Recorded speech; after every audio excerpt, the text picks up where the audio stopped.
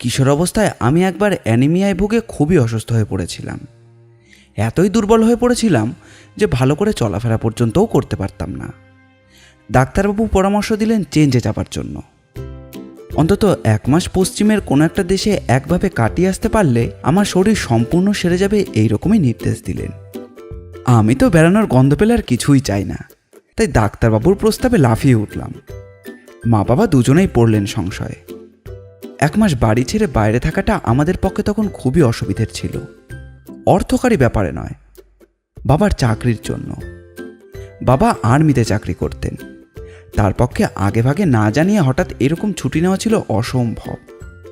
আমি ছিলাম ডাকাবুকো। বাবাকে বললাম, তুমি যদি আমাকে 2-1 দিনের ছুটি নিয়ে কোনো একটা জায়গায় আমার দেখাশোনার জন্য একজন কাউকে ব্যবস্থা করে রেখে আসতে পারো, তাহলে আর আমার জন্য চিন্তা করো না। মা বললেন, তাই কি হয়? একা তোকে দূর দেশে কার ভরসায় ছেড়ে দেব, তার ওপর রুগ্ন শরীরে? কেন, বাইরে গিয়ে একা কেউ কি থাকে না? শুধু আমার জন্য এমন কাউকে তোমরা রাখবে যে আমাকে রেঁধে খাওয়াবে, আমার জামা কাপড় কেচে দেবে, দেখাশোনা করবে। এই হলেই তো চলে যাবে আমার। সবই তো বুঝলাম, কিন্তু তোকে বিদেশ বিভূঁই ওইভাবে রেখে আমরা কি ঠিক থাকতে পারবো?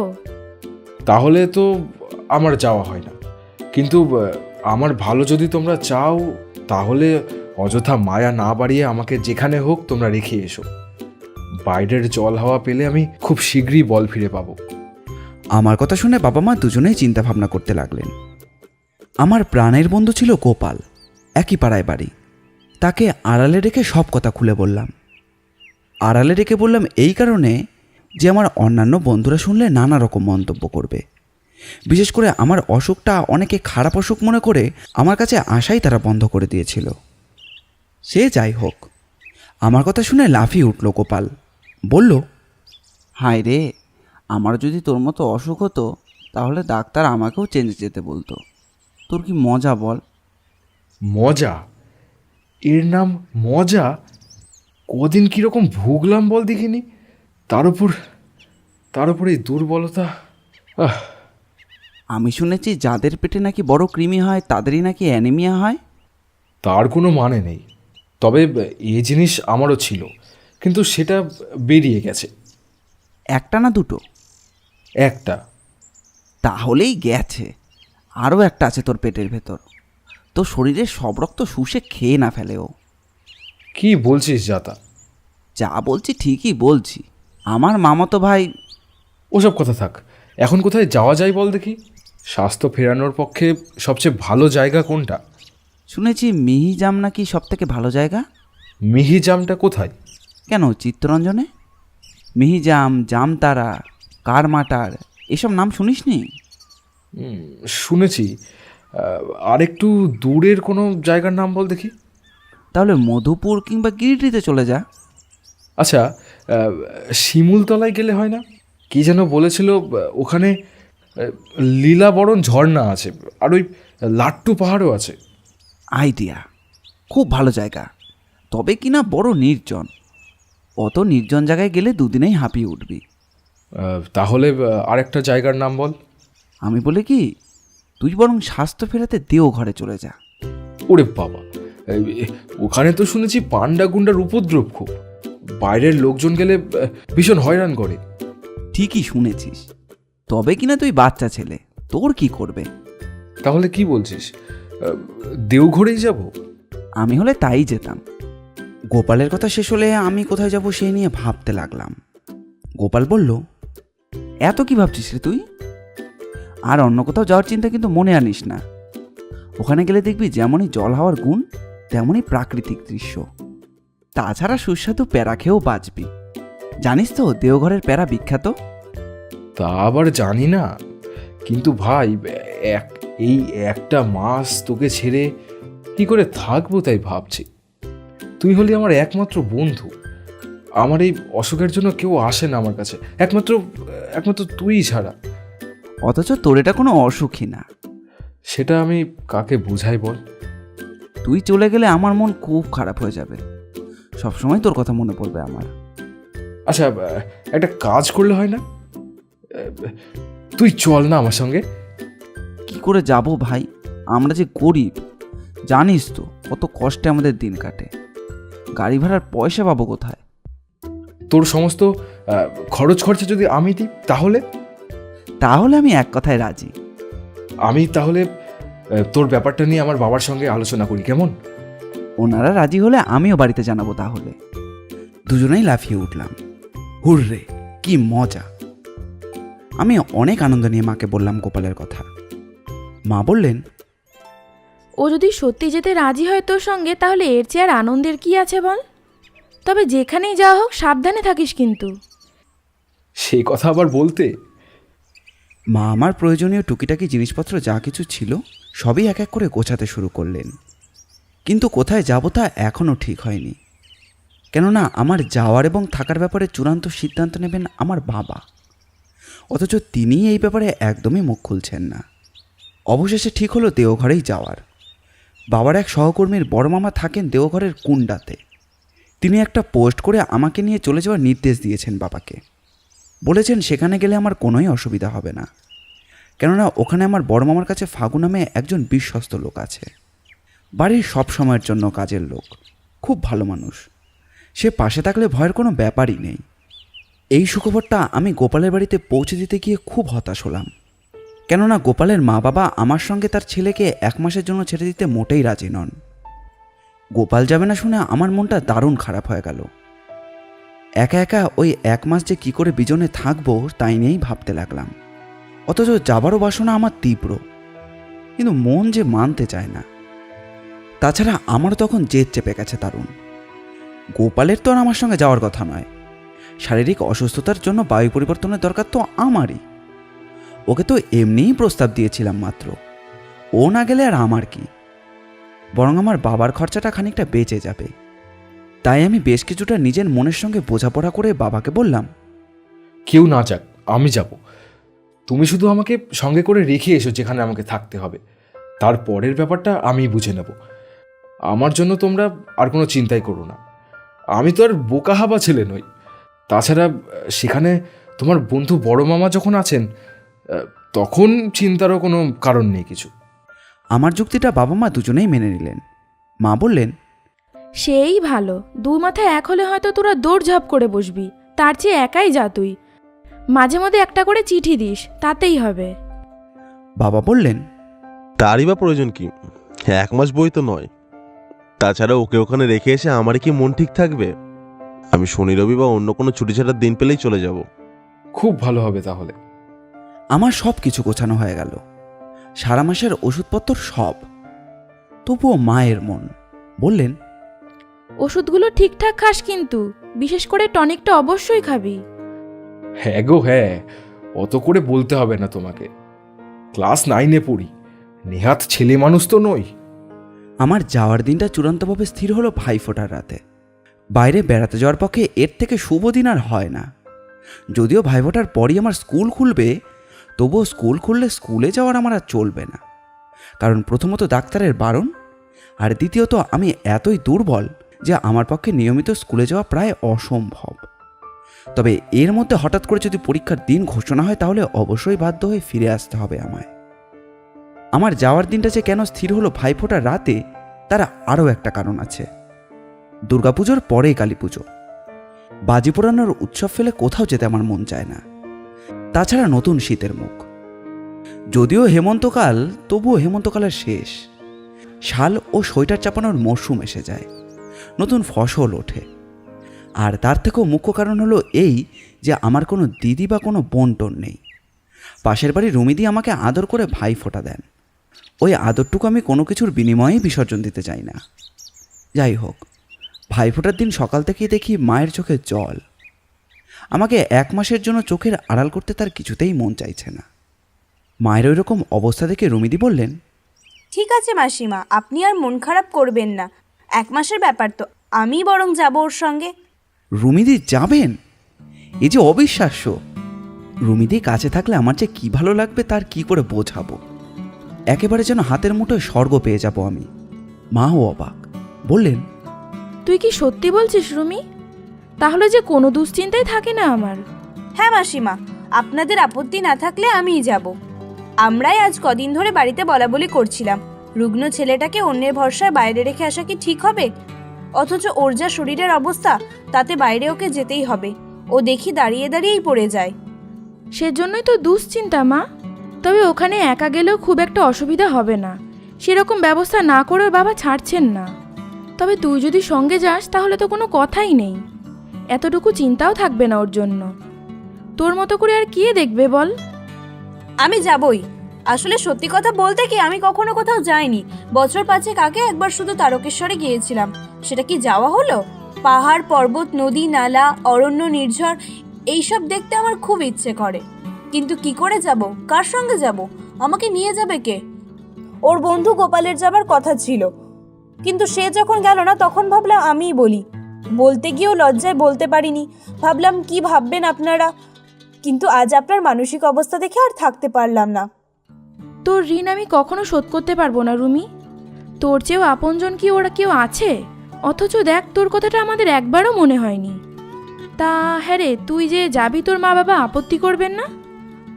সত্যি বলবো মাসিমা, ওনারাই আমাকে বললেন আপনাকে যাওয়ার জন্য বলতে। তাছাড়া দেওঘরে যাওয়ার স্বাদ আমার অনেক দিনের। রুমিদি যাবেন শুনে বাবা অভিভূত হলেন। আনন্দের জন্য কত কি কিনে আনলেন আমাদের জন্য।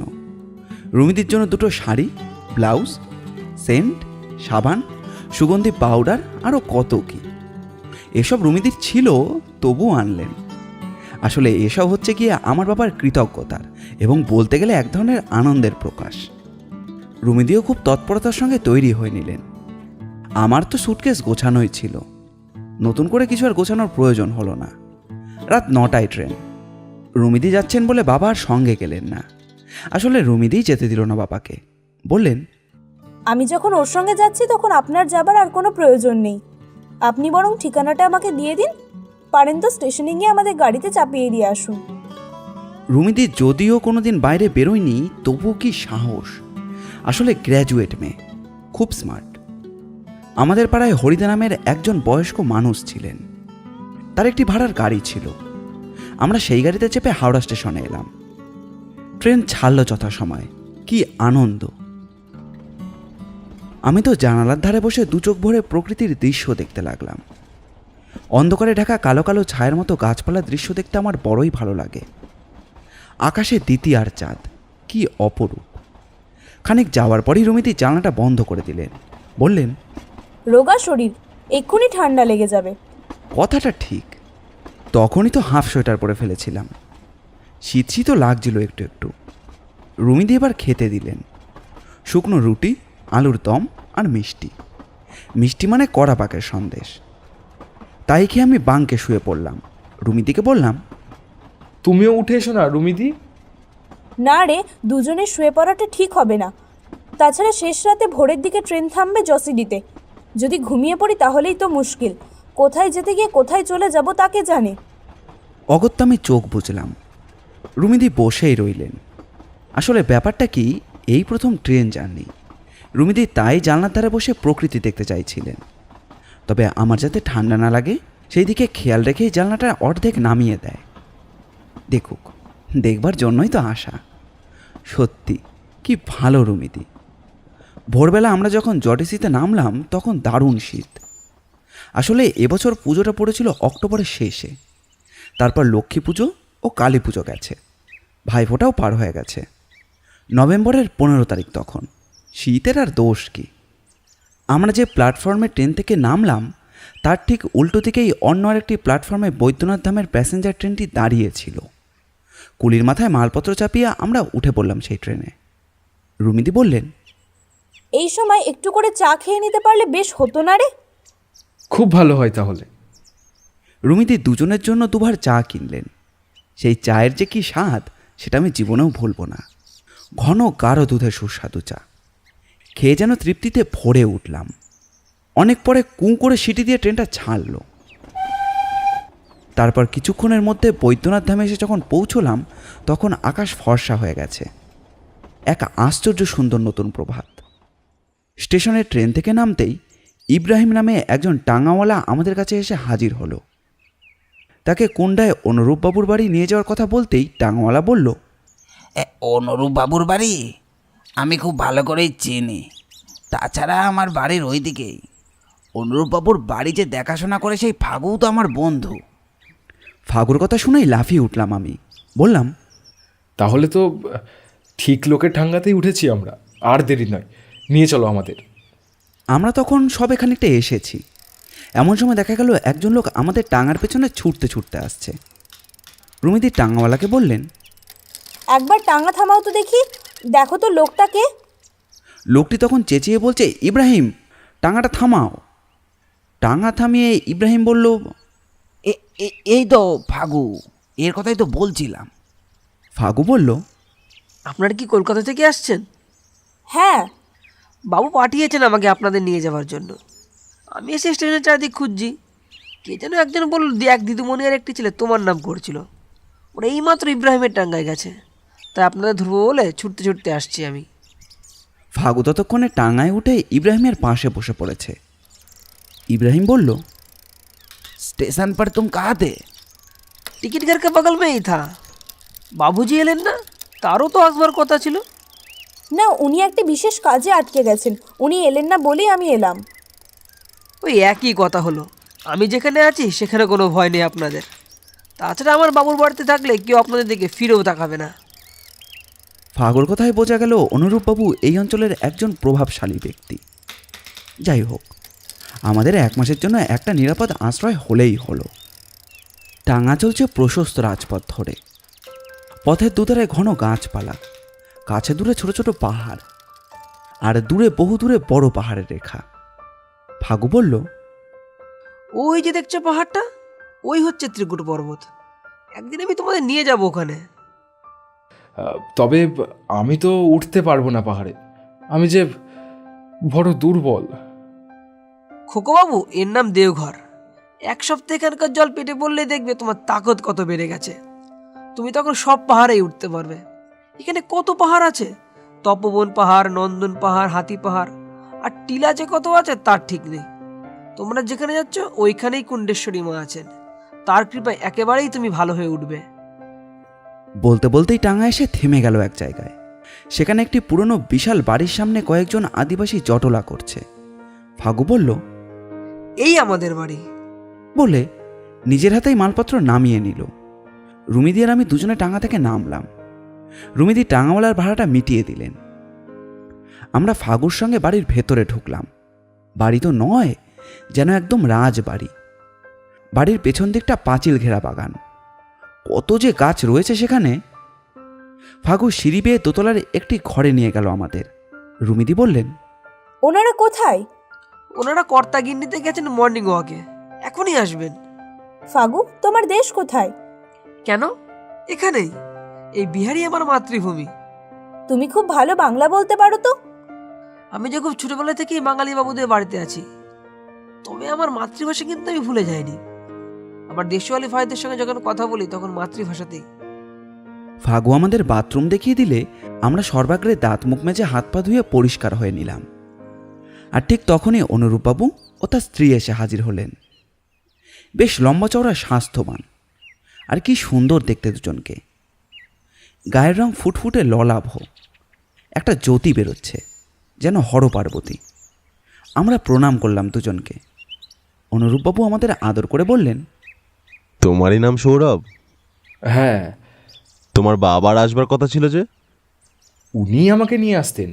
তা এই যে আমার রুমিদি আমার পাশের বাড়িতে থাকেন, উনি এলেন বলেই বাবা আর এলেন না। তা সৌরভবাবু, প্রথম দর্শনেই কেমন লাগলো আমাদের এই জায়গাটা? থাকতে পারবে তো? খুব পারবো। আসলে শহরের মধ্যে থেকে আমরা হাঁপিয়ে উঠেছি। এই রুমিদিও পাহাড় পর্বত বন জঙ্গলের দেশে থাকতে খুব ভালোবাসেন। এমন সুন্দর পরিবেশে আপনাদের এই বাড়িতে আমাদের তখন বহাল তবিয়তেই থাকবো আমরা। শোনো, আমিও তোমার বাবার মতো আর্মিরই লোক। চাকরি থেকে অবসর নেবার পর এইখানে এসে এই বাড়িটা আমি কিনেছি। এত জায়গা থাকতে আপনারা এত দূরে এখানে এলেন কেন? তারও কারণ আছে। চাকরি জীবনে চিরকাল এখানে ওখানে ঘুরেছি আমি। ছেলে মেয়ে নেই, শুধু এই বুড়ো বুড়ি দুজনেরই বয়স 70-এর ওপরে। এই বয়সে দুদিন অন্তর রোগে ভোগা ছাড়া আর হবেটা কি? যখন তখন বাতের ব্যথায় ভুগবো, অম্বল অজীর্ণে ভুগবো।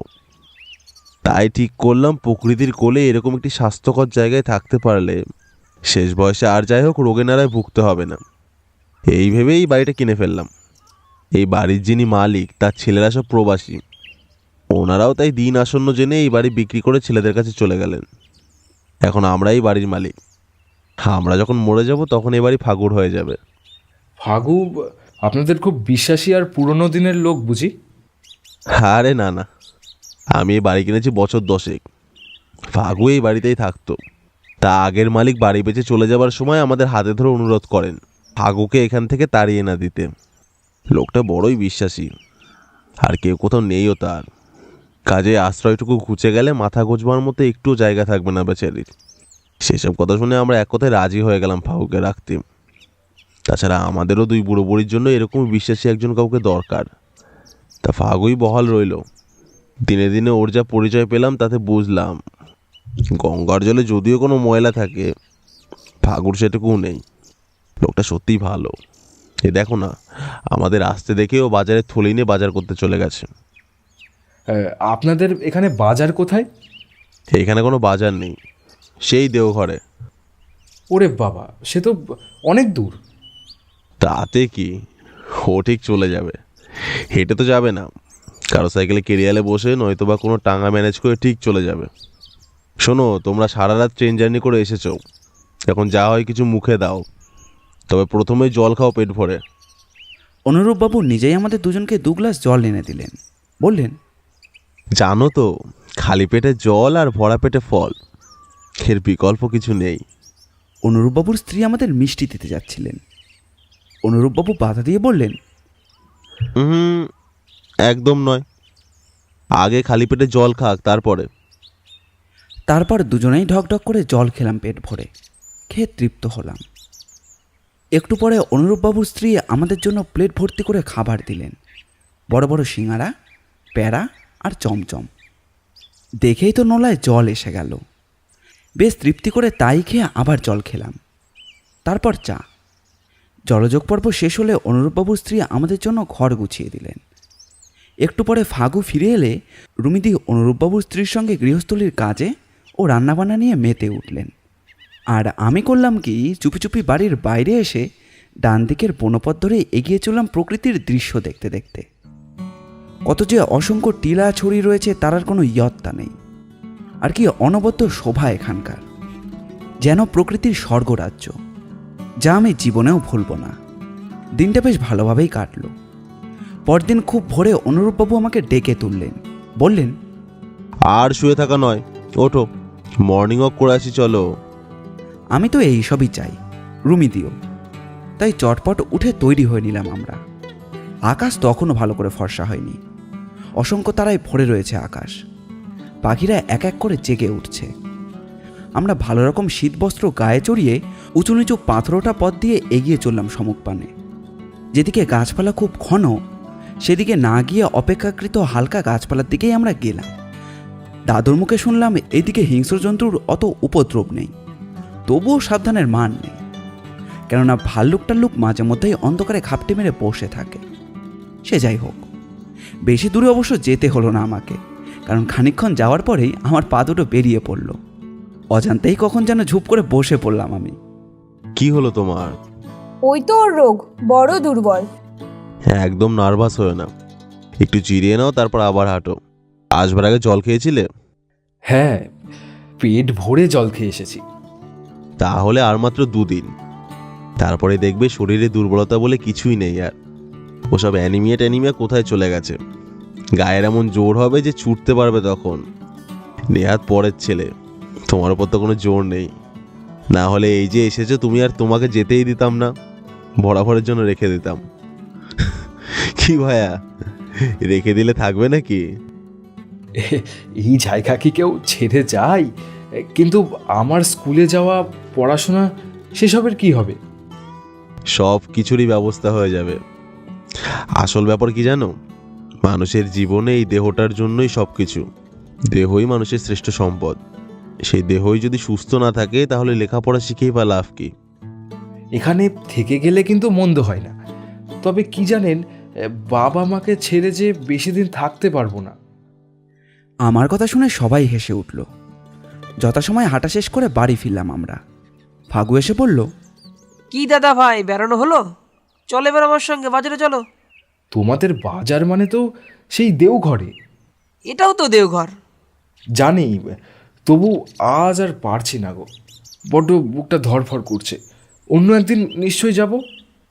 ফাগু চলে গেল। আমি ছাদে উঠে রোদ পোহাতে পোহাতে দূরে বনভূমির ও পাহাড়ের দৃশ্য দেখতে লাগলাম। এখান থেকে চারিদিকের দৃশ্য খুব ভালো করে দেখা যায়। একটু পরে রুমিদি আমার জন্য মরিচ মাখানো চিড়ে ভাজা ও সন্দেশ নিয়ে এলেন, তারপর চা। আমি চা খেয়ে যখন নিচে নামলাম তখন দেখি রুমিদি ঠাকুরের জন্য গাঁদা ফুলের মালা গাঁথছেন। বাবা মার সঙ্গে একবার আদ্যাপীঠে গিয়ে যে মূর্তি দেখেছিলাম, এখানেও দেখি তারই ছবি রয়েছে সিংহাসনে। আর রয়েছে ঠাকুর শ্রীরামকৃষ্ণ ও শ্রী শ্রী সারদা মায়ের ছবি, সেই সঙ্গে আরও একজনের। সেই ছবিটা যে কার তা আমি জানতাম না, তাই চুপি চুপি রুমিদিকে বললাম, রুমিদি, ওই ছবিটা কার তোলা বলো তো? ও মা, সে কি? এই ছবিকার জানো না? ইনিই তো অন্নদা ঠাকুর। আদ্যমার মূর্তি ইনিই তো ইডেন গার্ডেন থেকে আবিষ্কার করেছিলেন। আমার মন তখন ভক্তিতে পরিপূর্ণ হয়ে উঠল। রুমিদি মালা গাঁথতে গাঁথতে বললেন, নিজের খেয়ালে একা একা কোথাও যেন চলে যাস না, কাছাকাছিই থাকিস, বুঝলি?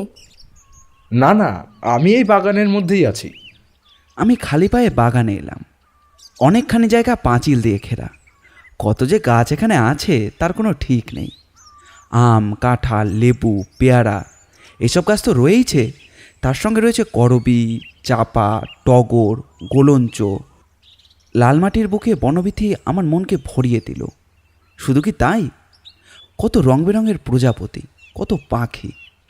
আমি আত্মহারা হয়ে গেলাম। আমার দুর্বলতা কোথায় গেল কে জানে। আমি ধীরে ধীরে এদিক সেদিক করতে করতে গোটা বাগানটাকেই চষে ফেললাম এক সময়। অনেক পরে দেখলাম রুমিদিও আসছে আমার কাছে। আমার মতো রুমিদিরও নিশ্চয়ই ভালো লেগেছে জায়গাটা, আর ভালো তো লাগবেই। কি সুন্দর পরিবেশ এখানকার। কিন্তু এ কি, রুমিদিকে ওরকম মন মারা লাগছে কেন? রুমিদির কাছে এসে বললাম, তোমার কি হয়েছে রুমিদি? শরীর খারাপ? আমি কৌতূহলী দৃষ্টিতে রুমিদির দিকে তাকাতে রুমিদি বললেন, না রে, অন্য একটা ব্যাপার। জানিস না তো, দিদার মায়ের খুব অসুখ। বিকেলবেলা ফাগু এসে হাজির। আমাদের বলল, চলুন দিদিমণি, আমরা একটু মায়ের মন্দির থেকে ঘুরে আসি। মায়ের মন্দির বলতে কুণ্ডেশ্বরী মন্দির। আমাদের এই বাড়ির খুব কাছেই। জায়গাটা আরও শান্ত ও নির্জন বনময়। এখানে কুণ্ডেশ্বরীর উৎসবে নাকি অনেকে আসেন। অষ্টধাতুর এই মূর্তির মহিমাও অনেক। আর সবথেকে বড় কথা, এখানকার প্রাকৃতিক পরিবেশের যেন কোনো তুলনাই নেই। অনুরূপবাবুর স্ত্রী ও অনুরূপবাবু গিয়েছেন তার মায়ের সঙ্গে দেখা করতে। তার মা খুবই অসুস্থ। আমরা মন্দির দেখে যখন ফিরলাম তখন সন্ধে হয়ে গিয়েছে। সন্ধ্যের পরে কনকনে শীত পড়ল আজ। আসলে জায়গাটা দেওঘর হলেও একেবারে জমজমাট এলাকার বাইরে তো, তাই বোধহয় শীতটা একটু বেশি। আর সেই কনকনে ঠান্ডার সঙ্গে খিদেটাও খুব পেয়েছিল। সবথেকে বড় কথা এই যে যাই খাচ্ছি তাই হজম হয়ে যাচ্ছে। আর একদিনে আমার মনে হচ্ছে আমি যেন অনেকটা দুর্বলতা কাটিয়ে উঠেছি। খাওয়া দাওয়ার পর ওপরের ঘরে শুতে গেছি, হঠাৎ কোথা থেকে যেন একটা টর্চের আলো এসে পড়ল আমার মুখে। সে কি দারুণ তীব্রতা! আমি ঘর থেকে বাগানে বেরিয়ে আসতেই বাগানের গাছপালার ওপর থেকে কি যেন একটা সরে গেল। রুমিদি তখন বাথরুমে ছিলেন। আমি বারান্দা থেকেই হাঁক দিয়ে ডাকলাম, ফাগু, ফাগু, একবার এদিকে এসো। ডাক শুনেই উপরে উঠে এলো ফাগু। বলল, কি হয়েছে দাদা ভাই? শোনো, কে যেন আমার মুখের ওপর টর্চের আলো ফেললো। সে কি? কোথায় ছিলে তুমি? ঘরেই ছিলাম। আমাদের এই বাড়ির অদূরেই পুরনো দিনের আরও একটি বাড়ি ছিল। সেই বাড়ির দোতলার জানালাটা কাল থেকে এসে পর্যন্ত বন্ধ দেখেছি, কিন্তু আজ দেখছি খোলা। ফাগু বলল, কোন দিক থেকে আলোটা এলো বলতে পারো? আমি দেখিয়ে দিলাম ওই বাড়ির দিকে। ওটা তো ভবনাথ বাবুর বাড়ি, কলকাতায় থাকেন। উনি হয়তো এসে পড়েছেন হঠাৎ করে। ওনার বাড়িতে পাহারা দেয় কে? কেউ না, আগে একজন লোক ছিল অবশ্য, তবে যে কোনো কারণে হোক সে কাজ ছেড়ে দিয়েছে। এমন সময় রুমিদিও বারান্দায় এলেন। কি হয়েছে? অমন করে কি দেখছো ওদিকে? জানো রুমিদি, কে একজন না আমার মুখের ওপর টর্চের আলো ফেললো। রুমিদির হাতে টর্চ ছিল। রুমিদি এবার সেই বাড়ির জানালা লক্ষ্য করে টর্চের আলো ফেলল। কিন্তু কি আশ্চর্য, একটু আগেই যে জানালাটা খোলা ছিল হঠাৎ সেটা বন্ধ হয়ে গেল কি করে? ফাগু সন্দিগ্ধ চোখে তাকিয়ে রইল সেই দিকে, তারপর বলল, ভবনাথ বাবু এলে তো আমাদের বাড়িতে একবার দেখা করতে আসতেন। হয়তো এসেছিলেন, আমরা সন্ধে পর্যন্ত বাইরে ছিলাম, সেই ফাঁকে এসেছিলেন হয়তো। ঠিক আছে, কাল সকালে দেখা যাবে কে এলো ওই বাড়িতে। যেই আসুক, ঘরে মানুষজন এলে তো আলো তো জ্বলবে। ফাগুর চোখ দুটো অন্ধকারের মধ্যেও যেন একবার জ্বলে উঠল। আমরা ঘরের দরজা বন্ধ করে শুয়ে পড়লাম। আজ শীত বেশি ছিল বলেই ফাগু একটা লেপ বার করে দিয়েছিল। আমি রুমিদিকে শক্ত করে জড়িয়ে ধরে শুয়েছিলাম। রুমিদি সস্নেহে আমার মাথার ওপর হাত বুলিয়ে দিলেন। রুমিদিকে আমার বড্ড ভালো লাগে। উনি আমাকে এইভাবেই আদর করেন। আমার বয়স 15, রুমিদির 22। তবুও রুমিদির কাছে যেন আমি 5 বছরের একটি শিশু। আসলে ছোটবেলা থেকে রুমিদি আমাকে কোলে পিঠে নিয়ে ঘুরে বেরিয়েছেন। তাই একসময় ভাবি, যদি রুমিদির বিয়ে হয়ে যায় তখন কি এমন করে আমাকে ভালোবাসবেন কে জানে। ঘুম ভাঙলো পাখির ডাকে। আমি ঘুম থেকে উঠে বসেই রুমিদিকে ডাকলাম। রুমিদি, ও রুমিদি, ওঠো, মর্নিং ওয়াকে যাবে না? যাব না মানে? ওই জন্যই তো আসা। বলেই দরজা খুলে বারান্দায় এলেন। ওদিকে বাড়ি সেই জানালাটা আগের মতোই বন্ধ। রুমিদি বললেন, কাল তুই ভুল দেখিসনি তো? না। টর্চের আলোটা কি ওই দিক থেকে এসেছিল? হ্যাঁ, না হলে আলোটা আমার মুখে এসে পড়বে কি করে? ওই বাড়ির জানালার সঙ্গে এই বাড়ির দরজা একেবারেই মুখোমুখি। মুখে আলো পড়তেই আমি বারান্দায় এসে দেখি আলোটা বাগানের দিকে ঘুরে গেল। শুধু আলো নয়, ওই জানালায় একটা ছায়া শরীরও আমি দেখেছি। তোর খুব ভয় করছিল? না না, ভয় করবে কেন, কৌতূহল হচ্ছিল। আমার মনে হয় রমিতি, ওই বাড়িতে লোকজন তো কেউ থাকে না, তাই নিশ্চয়ই কোনো চোর এসেছিল ওই বাড়িতে। হয়তো।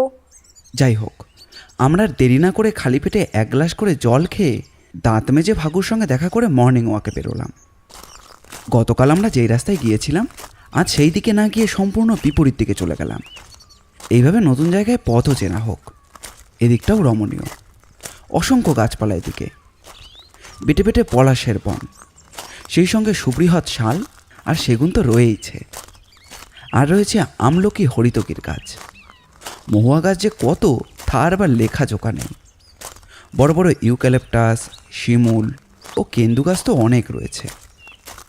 আরও অনেক গাছ রয়েছে যেগুলোর আমরা নাম জানতাম না। যাই হোক, সেই পথ ধরে আমরা ফিরে আসার উপক্রম করছি, তখন দেখি লংকোট পরা একটা সুদর্শন যুবক আমাদের দিকে দেখতে দেখতে হনহন করে পাশ কাটিয়ে চলে গেল। যুবক আমার থেকেও বেশি দেখলো রুমিদিকে, কিন্তু রুমিদি গ্রাহ্যের মধ্যেও আনলো না তাকে। আমার কেমন যেন ভয় হলো।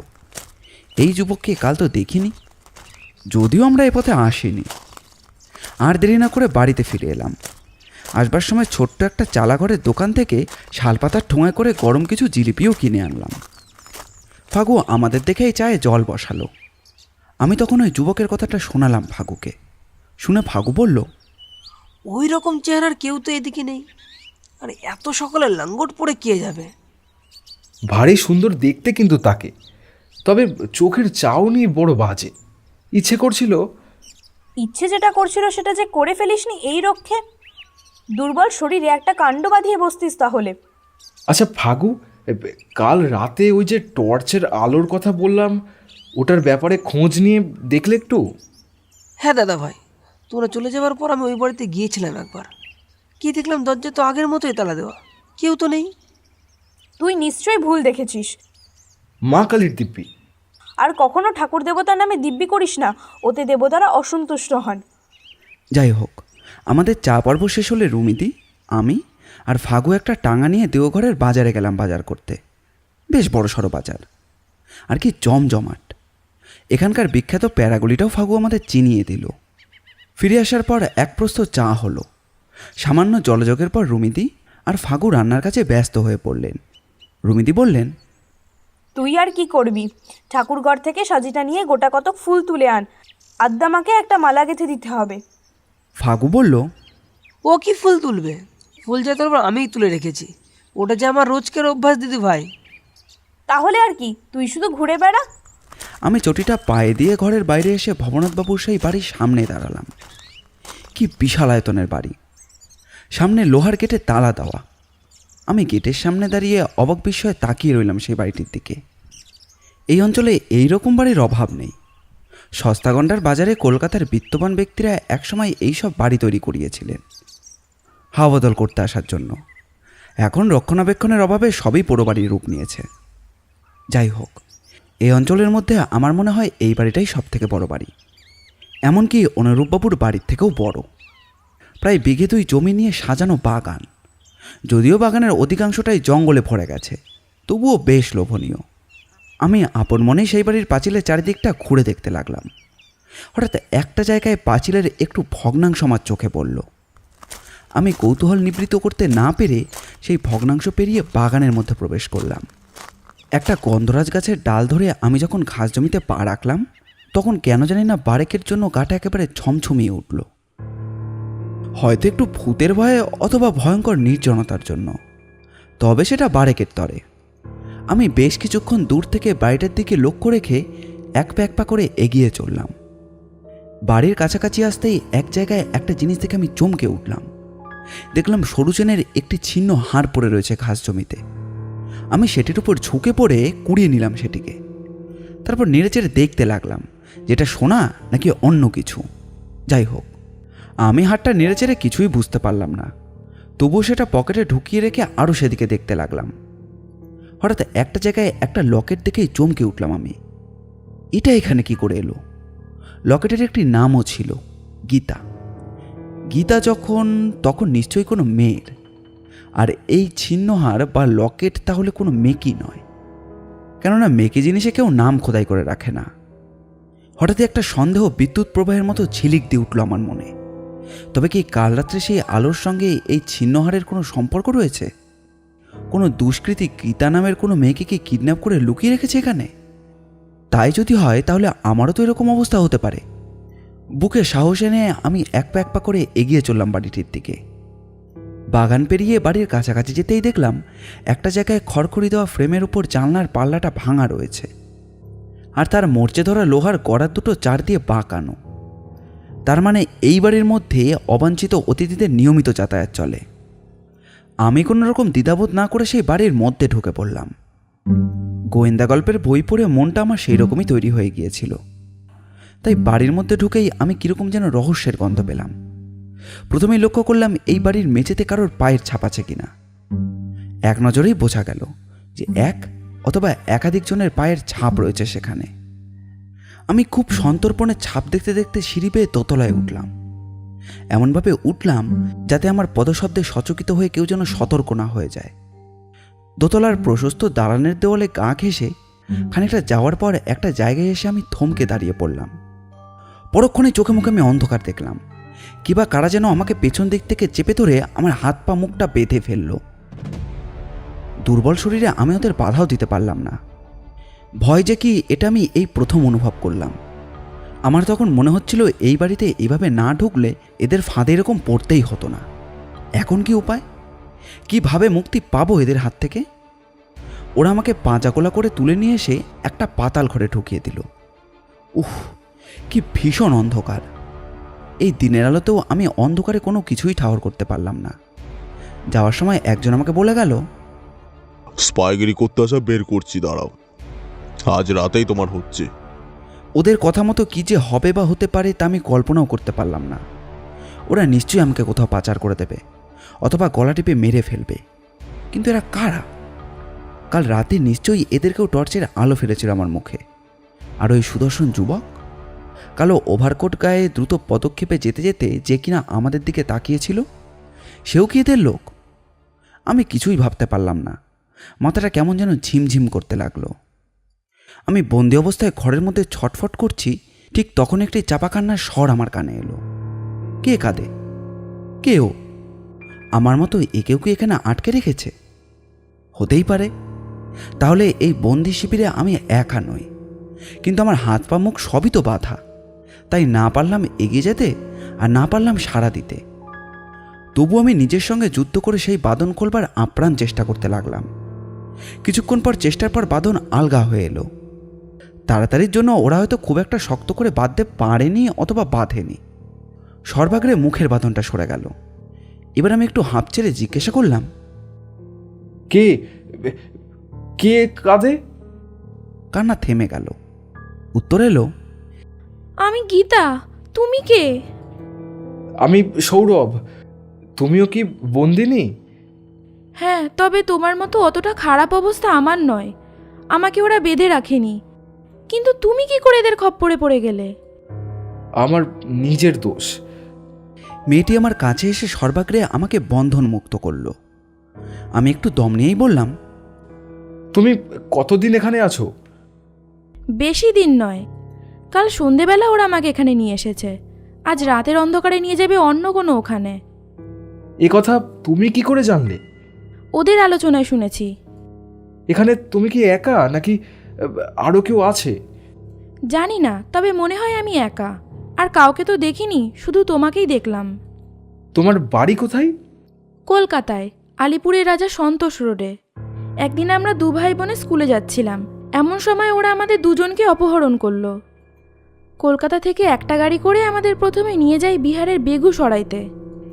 তারপর সেখানে হঠাৎ করে একদিন পুলিশি ঝামেলা হতে আমরা দু ভাই বোনে বিচ্ছিন্ন হয়ে যাই। তোমার ভাই এখন কোথায়? কি করে জানবো? তার কোনো খবরই তো আমার কাছে নেই। আমি নিজেই তো এই অন্ধকার ঘরে। আচ্ছা গীতা, বলছি তোমার কি কিছু হারিয়েছে? আমি নিজেই যেখানে হারিয়ে গিয়েছি সেখানে আমার আর হারানোর মতো কি থাকতে পারে? তা অবশ্য ঠিক, তবে কৌতূহলের বশে এই বাড়িতে ঢুকতে গিয়ে একটা ছিন্ন হার ও লকেট আমি কুড়িয়ে পাই। সে লকেটে একটি নাম লেখা আছে। সে নাম গীতা, তাই তো? ওটা আমার গলার হার। দুষ্কৃতীরা ছিনিয়ে নেয়নি।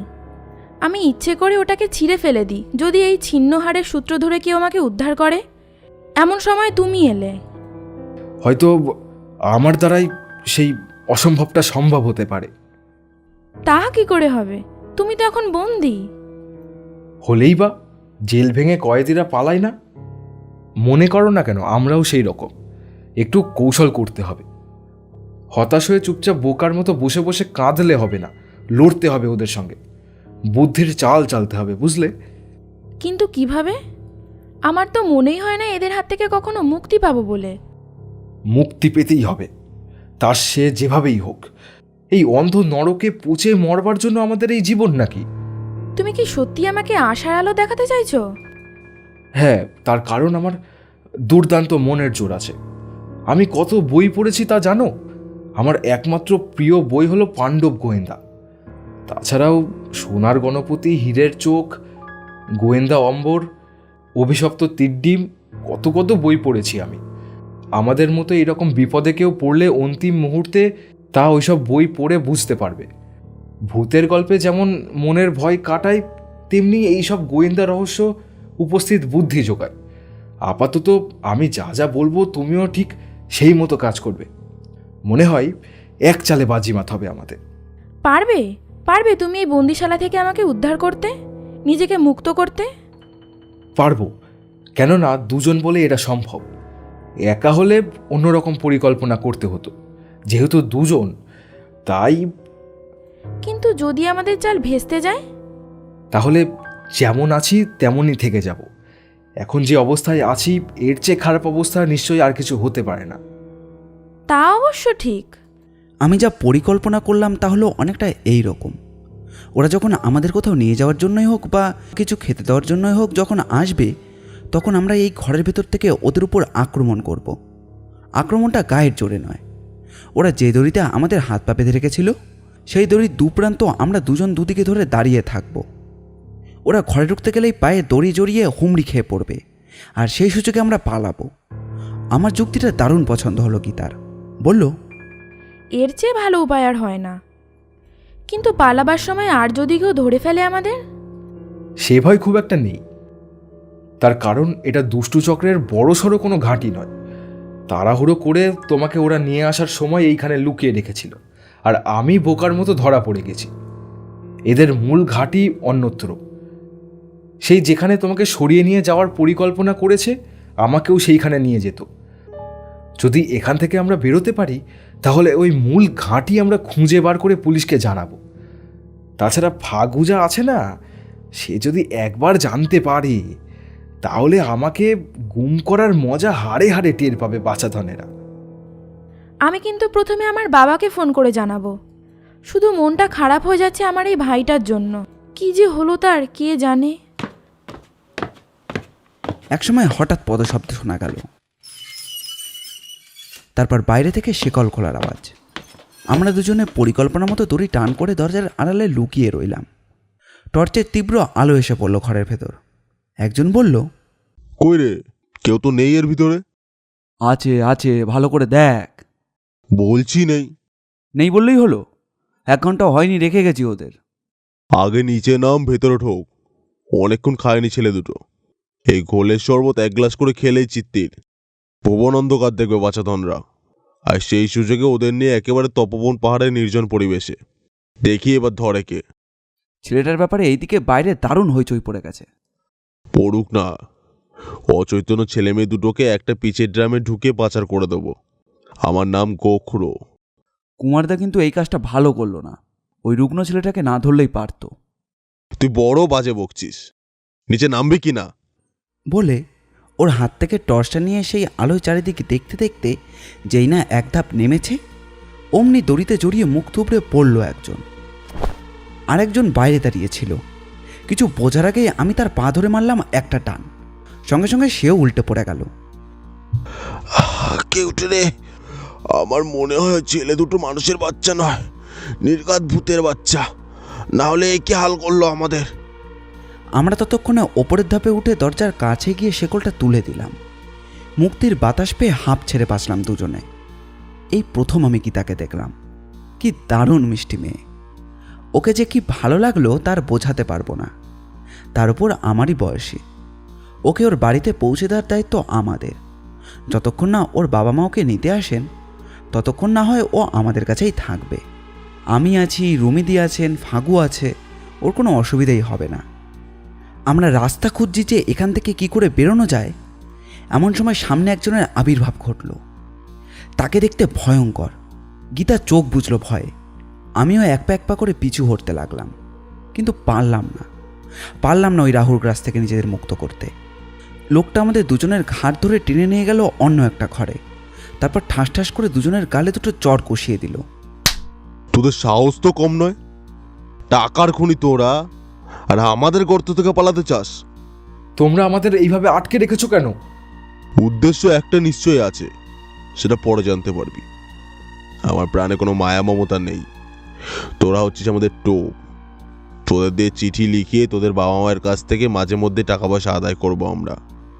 টাকা দিলে ভালো, না দিলেই মেরে ফেলবো তোদের। কত টাকার বিনিময়ে তোমরা আমাদের মুক্তি দেবে? কোটি টাকার বিনিময়ে নয়, একবার টাকা দিলে আবার চাইবো, তারপরে আবার। ওরা শুধু দিতে থাকবে, আমরা নিতেই থাকবো। যেই বলবে দেবো না, অমনি কলা টিপে মেরে ফেলবো তোদের। এরকম আরো অনেক ছেলে মেয়ে আমাদের গোপন ঘাটিতে আছে। আমার একমাত্র আদরে ভাই মনুকে তোমরা রেখেছো কোথায়? ওর ভাগ্যটা ভালো, ও তাই আমাদের হাত থেকে ফসকে বেরিয়ে গেছে। ও ঘরের ছেলে ঘরে ফিরেছে। তোর কিন্তু মুক্তি নেই, আর রেহাই নেই এই ছেলেটারও। এই তো নিজে এসেই ধরা দিয়েছে। আরে তামাশা রাখো। বস বললো এখনই এই ডেরা ছেলে পালাতে। বসের কি মাথা খারাপ হয়ে গেছে? এই দিনের আলোয় কোথায় নিয়ে যাব দুটো দজ্জালকে? আমি দেখছি এদের, তুমি যাও। এই দুটোর ব্যাপারে একটু সতর্ক থাকবি। আমি আর গীতা দুজনেই একপাশে চুপচাপ দাঁড়িয়ে রইলাম। কোনোভাবেই বাধা দেওয়ার চেষ্টা করলাম না ওদের, কেননা এখন চেষ্টা করলেও পালাতে পারবো না। বরং সুস্থ শরীর ব্যস্ত করে দেবে ওরা। প্রয়োজনে খুন করতেও দ্বিধা করবে না। বিশেষ করে যাকে পাহারায় রেখে গেল তার হাতে একটা স্প্রিং দেওয়া ছোড়া রয়েছে। শোনো ভাই, তোমাদের একটা কথা বলি। তোমাদের দুজনকে আর এখানে রাখা যাবে না। ফাগু ওর দলবল নিয়ে এই বাড়িতে চড়াও হয়েছে, তাই এখনই পালাতে হবে আমাদের। তোমরা যদি চুপ করে থাকো তাহলে ঠিক আছে, নাহলে ওষুধ প্রয়োগ করে অজ্ঞান করতে হবে তোমাদের। এখন তোমরা কি চাও বলো? আমি চাই তোদের সর্বনাশ। ফাগুর হাতে মার খেয়ে মর তোরা। ফাগু, আমি এখানে। ময়দানব তখন ঘরের দরজায় খিল দিয়ে আমার আর গীতার মুখ চেপে ধরেছে। কেউটে, গোকরো আর সেই লোকটি তখন অন্য দরজা খুলে আমাদের নিয়ে এসেছে বাগানে। বাঘ যেভাবে ছাগলছানাকে ধরে নিয়ে পালায় ঠিক সেইভাবেই আমাদের দুজনকে একটি খড় বোঝাই গরুর গাড়ির মধ্যে ঠকিয়ে দিল। আমাদের দুজনেরই তখন চেতনা লোপ পাবার জোগাড়। গরুর গাড়ি চলতে লাগলো একটু একটু করে। কোথায় আমাদের নিয়ে যাচ্ছে আমরা কিছুই জানি না। অনেক দূর নিয়ে যাওয়ার পর বস্তা শুদ্ধ আমাদের নামালো, তারপর চুলের মুঠি ধরে টেনে বার করলো। তখন আমরা দুজনেই খুব নেতিয়ে পড়েছি। প্রথমে আমরা প্রাণ ভরে নিঃশ্বাস নিলাম, তারপর চারিদিকে তাকিয়ে দেখলাম এখানে শুধু পাহাড় আর পাহাড়। আমাদের চেয়েও তোরা খুব চালাক না? অযথা আস্ফলন না করে নদী থেকে একটু জল এনে মুখে দে ওদের। কাছেই নদী। জল নিয়ে এসে আমাদের মুখে চোখে দিল।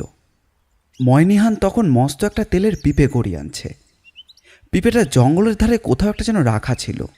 সে দূর থেকে চেঁচিয়ে বলল, ওই দুটোকে এর মধ্যে ঢুকিয়ে মুখটাকে এঁটে দে নিলো, আর গরুর গাড়ির মুখটা ঘুরিয়ে দে, ওটা ফিরে যাক। কী যে করছো কিছু ভেবে পাচ্ছি না। আগাগোড়া কাঁচা চাল চালছো, কিন্তু নিজেদের বিপদ নিজেরাই ডেকে আনছো। তোকে যা করতে বলছি তাই কর না তুই। ওরা কিন্তু এলো বলে, ভাগ্যকে তো চেনো না।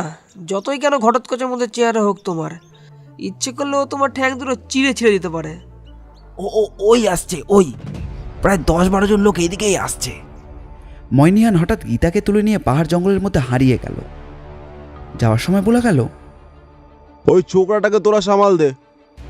কেউটে আর কোকড়ো কী করলো, আমাকে সেই পিপের মধ্যে ঢুকিয়ে মুখটা তক্তা দিয়ে এগিয়ে দিয়ে গড়গড় করে গড়িয়ে দিল নদীর দিকে। উহ, সে কি কষ্ট! নীলটা তখন কোথায় গেল কে জানে।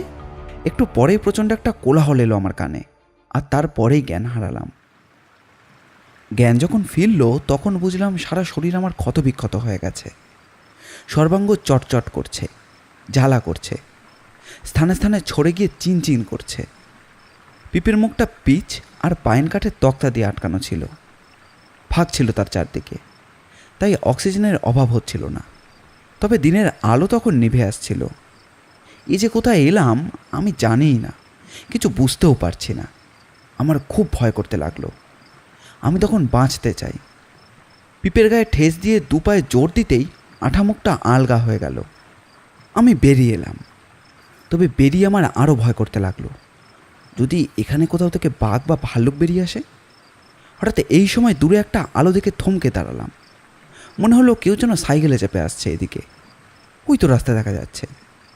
ওই লোকটা সাইকেলে চাপলে ও কি আমাকে যথাস্থানে পৌঁছে দেবে না? রাস্তার দিকে আমি এগোতে লাগলাম, কিন্তু আমার পা যেন আর চলে না।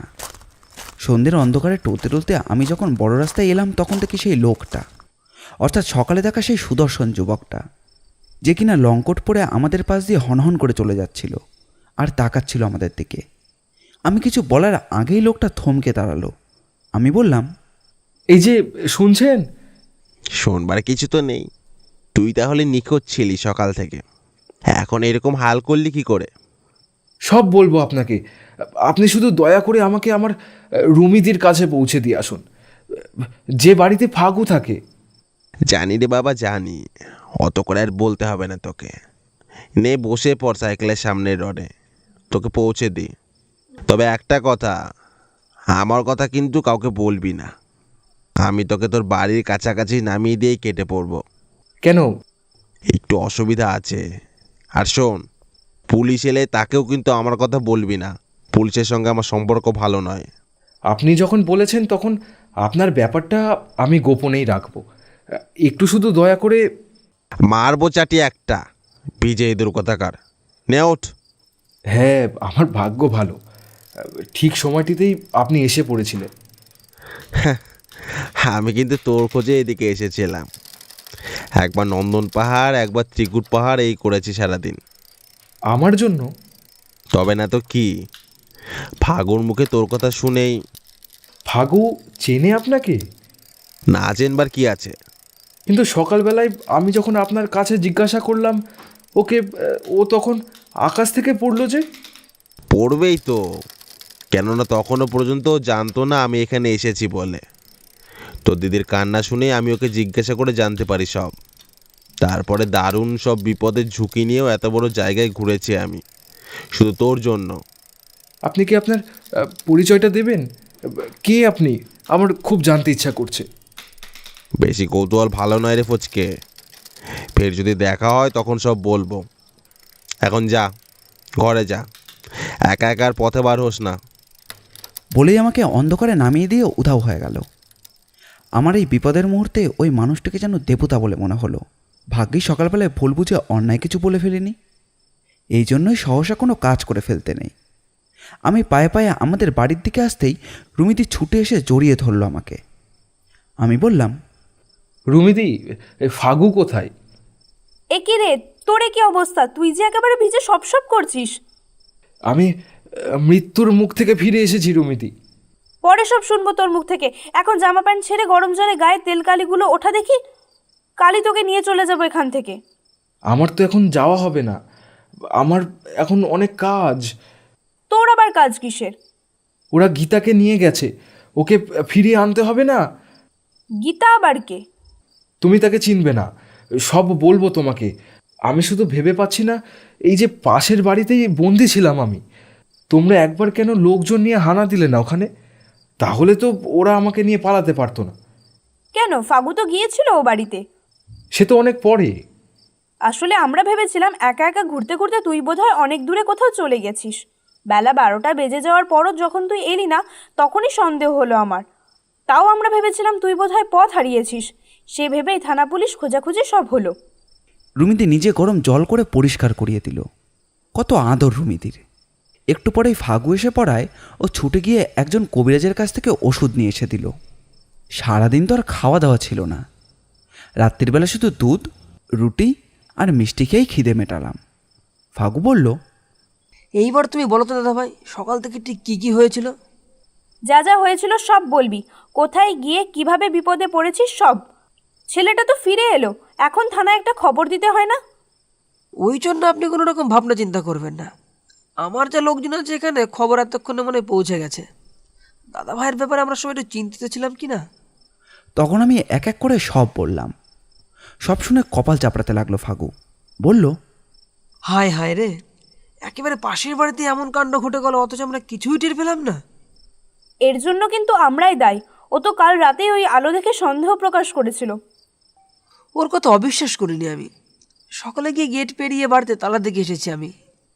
কিন্তু তখন ভাবতেও পারিনি ওরা অন্য দিক দিয়ে ওদের একটা গোপন একটা পথ বের করে রেখেছে। কিন্তু এই বাড়ি নারী নক্ষত্রের সন্দেহটা পেল কি করে? আমি তো এতদিন এখানে আছি, সন্দেহজনক কাগজ আমি কখনো ওই বাড়ির চৌহদ্দির মধ্যে প্রবেশ করতে দেখিনি। তোমার উচিত এখনই একটা চিঠি লিখে ভবনাথ বাবুকে সব জানানো। ওদের ঠিকানাও তো জানি না। আগে আসতেন মাঝে মাঝে, এখন আসাও বন্ধ করেছেন। একজন লোক থাকতো এই বাড়িতে, সে কাজ ছেড়ে দেওয়ায় আর কোনো লোক রাখেনি। আদৌ ভবনাথবাবু বেঁচে আছেন কিনা তাও জানি না। ওনার দুই ছেলে, দুজনেই বদ প্রকৃতির। তা যদি হয় তাহলে বাড়িটাকে পোড়ো বাড়ি আখ্যা দেওয়া যায়। কথাই আছে, ভাঙা ঘরে ভূতের বাসা। ওখানেও তাই হয়েছে তাহলে। তবে আর একবার যদি এই বাড়িতে ঢুকে বাচ্চা ধন না, তাহলে মজা কাকা বলে টের পাবে। তুমি তো ওই বাড়িতে গেলে, আমি যে চেঁচিয়ে তোমার নাম ধরে ডাকলাম, তুমি শুনতে পেয়েছো? হ্যাঁ, পেয়েই তো ছুটে গিয়ে দেখি ওরা দরজা বন্ধ করে দিয়েছে। ওরা কজন ছিল? 4 জন। ময়দানব, কিউটে, গোখরো আর নোলো বলে একজন লোক। ওদের সেই বস, তাকে দেখিসনি? না। আসলে ভবনাথবাবুর ওই বাড়ির অবস্থানে এমনই যে ওই বাড়ির সামনের দিক থেকে পেছনে যেতে হলে অনেকটা পথ ঘুরে তবে যেতে হয়। অথচ বদলোকগুলো আগে থেকে পালানোর জন্য গোপন পথ একটা তৈরি করে রেখেছিল। সেই জন্যই তোমাদের নিয়ে অত সহজে ওরা পালাতে পেরেছে। আমি যখন দিদিভাইয়ের কথা শুনে লোকজন নিয়ে ওই বাড়িতে ভাঙচুর করে ভেতরে ঢুকবার চেষ্টা করি, তখনই ওরা সতর্ক হয়ে পালাবার জন্য তৈরি হয়। আমরা যখন পাতাল করে ঢুকতে যাচ্ছি, তখনই তোমার কণ্ঠ শুনে ছুটে যায়, কিন্তু গিয়ে দেখি দরজা বন্ধ। আমরা তখন ছাদে উঠি। ঘন গাছপালার জন্য কিছুই আমাদের চোখে পড়ে না। আচ্ছা ফাগু, এইবার তোমাকে একটা কথা জিজ্ঞেস করি। ওই যে লং কোট পরা লোকটির কথা তোমাকে বলেছিলাম, ওই লোকটিকে তুমি চেনো? তুমি কি রাঙাবাবুর কথা বলছো? আমি তো ওনার নাম জানি না। উনি তো আমাকে এই বাড়ির কাছাকাছি পৌঁছে দিয়ে চলে গেলেন, আর বারবার বলে গেলেন ওনার কথা কাউকে না বলতে। তবে তুমি তো আমাদের ঘরের লোক, তাই তোমাকে না বলে থাকতে পারলাম না। হ্যাঁ, উনি রাঙাবাবু। অমন ভালো মানুষ সত্যি হয় না গো। শুধুমাত্র ভাগ্য দেশে মানুষটা আজ কী অবস্থা। ওর কথা কাউকে বলো না। পুলিশে ভয়ে লুকিয়ে বেড়াচ্ছে। ধরা পড়লে হয় ফাঁসি, না হয় যাবজ্জীবন কারাদণ্ড। সে কি, কি করেছেন উনি? খুন করেছেন, তাও একজন পুলিশ অফিসারকে। অমন সুন্দর দেখতে যাকে, তার এই প্রকৃতি? ওর কথা যখন বললাম তোমাকে তখন কিছু বললে না তো তুমি? তখন তো আমি ঠিক বুঝতে পারিনি দিদিভাই। পরে যখন দাদাভাইকে নিয়ে খুব হইচই হচ্ছে তখনই উনি এসে সব জিজ্ঞেস করলেন আমাকে। আমি ওনাকে সব বললাম, আর এও বললাম, রাঙাবাবু আপনি এখানে কোথায় উঠেছেন আপনি? রাঙাবাবু বললেন, আপাতত একজনদের বাড়িতে, কিন্তু সে 2-4 দিনের জন্য, পরে সুযোগ সুবিধা মতো পালিয়ে যেতে হবে। আমি বললাম, কিন্তু কেন? উত্তর ওনার সব কথাই উনি বললেন। আমরা কি জানতে পারি ওনার ব্যাপারে? দিদিমণি, আমরা এই 3 জন ছাড়া কাকপক্ষিতেও কেউ যেন না জানে। রাঙাবাবু তাহলে খুবই বিপদ হয়ে যাবে। কেউ জানবে না, বলো তুমি। গিরিডিতে রাঙাবাবুদের একটা দালান গোটা ছিল। রাঙাবাবু ছিলেন ওনার বাবার একমাত্র ছেলে। আদিবাড়ি কলকাতায়, বেহালা শখের বাজারে। তা গিরিডিতে এলে ওনারা প্রায় দেওঘরে আসতেন। ওনার বাবার সঙ্গে আমার বাবুর খুব বন্ধুত্ব ছিল, তাই এই বাড়িতে ওনাদের আনাগোনা ছিল খুব। পরে গিরিডির বাড়ি বিক্রি হয়ে যাওয়ায় আসা যাওয়া একেবারে প্রায় বন্ধই হয়ে যায় ওনাদের।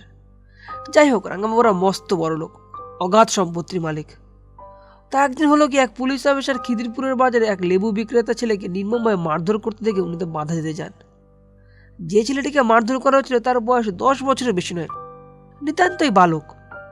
কথা না শুনে হয়তো রাস্তার ধারে ফুটপাতে লেবু বিক্রি করতে বসেছিল। তা ওই রকম বয়সের কোনো ছেলেকে কেউ যদি ওইভাবে মারে, তাতে যে কোনো মানুষেরই মাথা গরম হয়ে যায়। রাঙাবাবু ওই ছেলেটিকে রক্ষা করবার জন্য এগিয়ে যান। অফিসার তখন রাগে অন্ধ হয়ে চড়া হন রাঙাবাবুর উপর। রাঙাবাবু হিতাহিত ভুলে ওই অফিসারের পেটে একটা ঘুষি মারতেই উনি ঘটনাস্থলেই মারা যান। রাঙাবাবু তখন থেকে ফেরার। পুলিশ ওনাকে ধরার জন্য হন্য হয়ে খুঁজছে। কাগজে নাকি ছবিও বেরিয়েছে। তা না হয় হলো, কিন্তু রাঙাবাবুর পরিচয় পুলিশ জানবে কি করে? কি আর বলবো তোমাকে দিদিভাই, মানুষের ভেতরেই ভগবান এবং শয়তান দুই বাসা বেঁধে থাকে। ওর পরিচিত কেউ একজন দেখে ফেলে এবং নাম ঠিকানা বলে দেয়। তাই যদি হয় তাহলে তো বলবো এ মানুষ খুনি নয়, এটা নেহাতি দুর্ঘটনা। কিন্তু দিদিভাই, আইন তো তা মানবে না। এটা দুর্ঘটনাই, তবে একটা কথা, উনি তো এখানে এসে ওই বাড়িতেও উঠতে পারতেন। পারতেন, কিন্তু তোমরা আছো বলে এখানে আর আসেননি।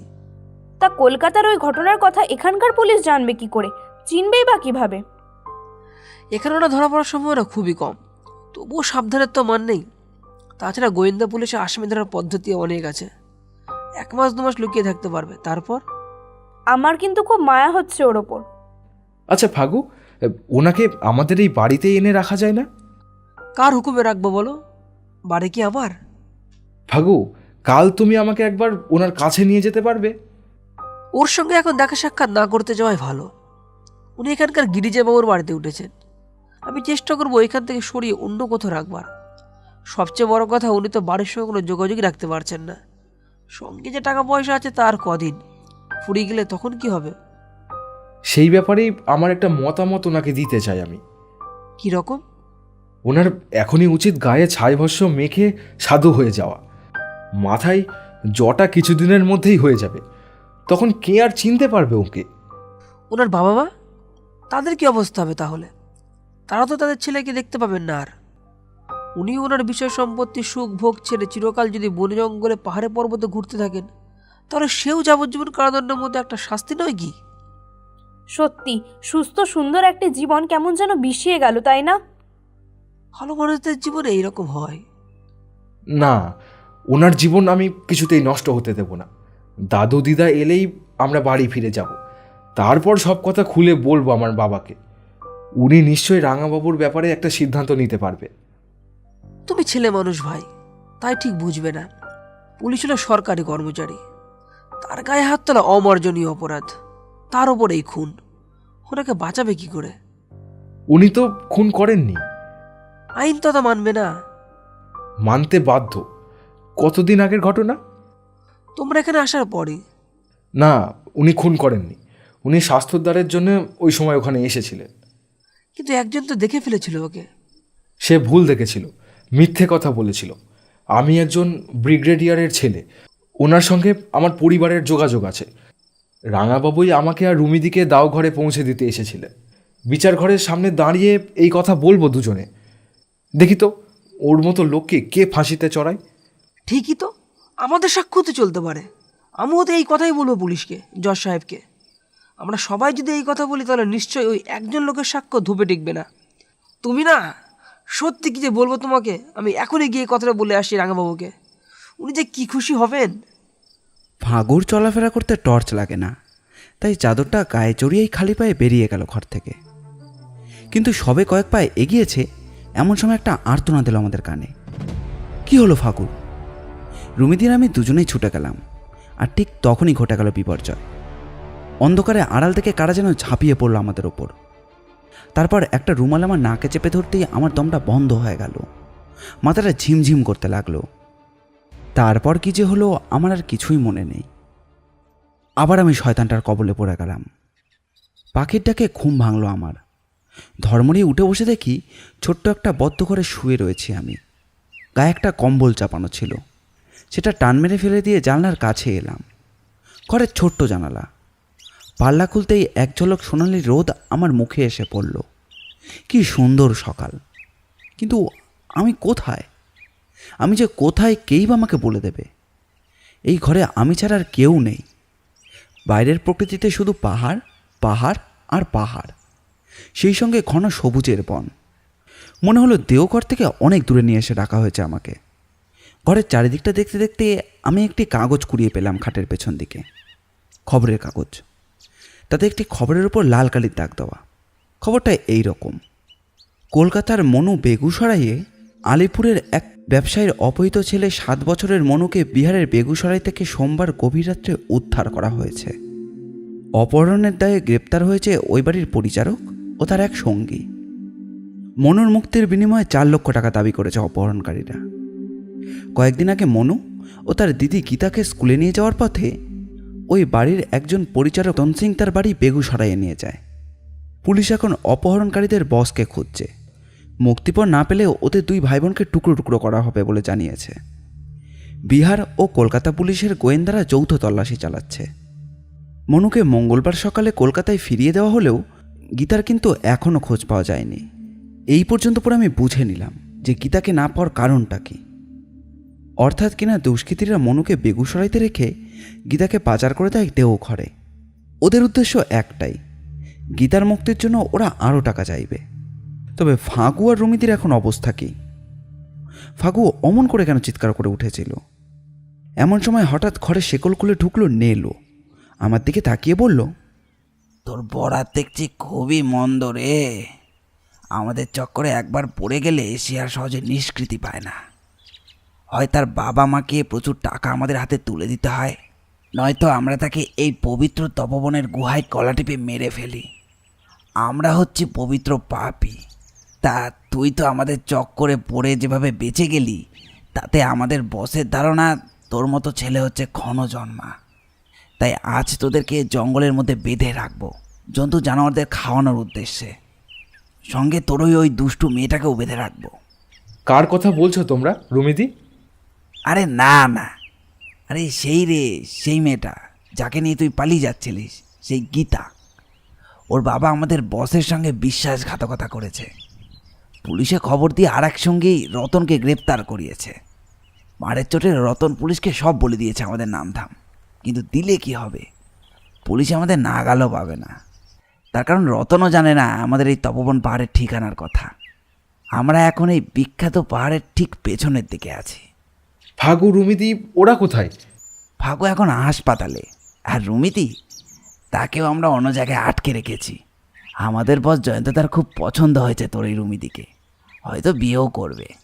নীলুর কথা শুনে আমার মাথাটা গরম হয়ে উঠল। কোথাকারকে ক্রিমিনাল, সে কিনা বিয়ে করবে রুমিদির মতো এক মেয়েকে? শক্ত মন্দ নয়। নীলু বলল, যা, বাইরে এক বালতি জল আছে, সেই জলে হাত মুখ ধুয়ে নে। দাঁত মাজিস তো ছাইও আছে, কিন্তু খবরদার পালানোর চেষ্টা করবি না, তাহলেই কিন্তু মরবি। কাল রাতের বাসি খাবারগুলো তুমি নিয়ে যেতে পারো, ও আমি খাবো না। কাল কিছুই খাসনি তুই? কাল কি আমার জ্ঞান ছিল? আর যখন তুই মরবি তখন আর এত ভালো খাওয়া দাওয়ার কি দরকার, কি তাই তো? সেটা তোমাদের ব্যাপার। নীলু বাসি খাবারগুলো ঘরের বাইরে ছুঁড়ে ফেলে দিতে চাইছিল।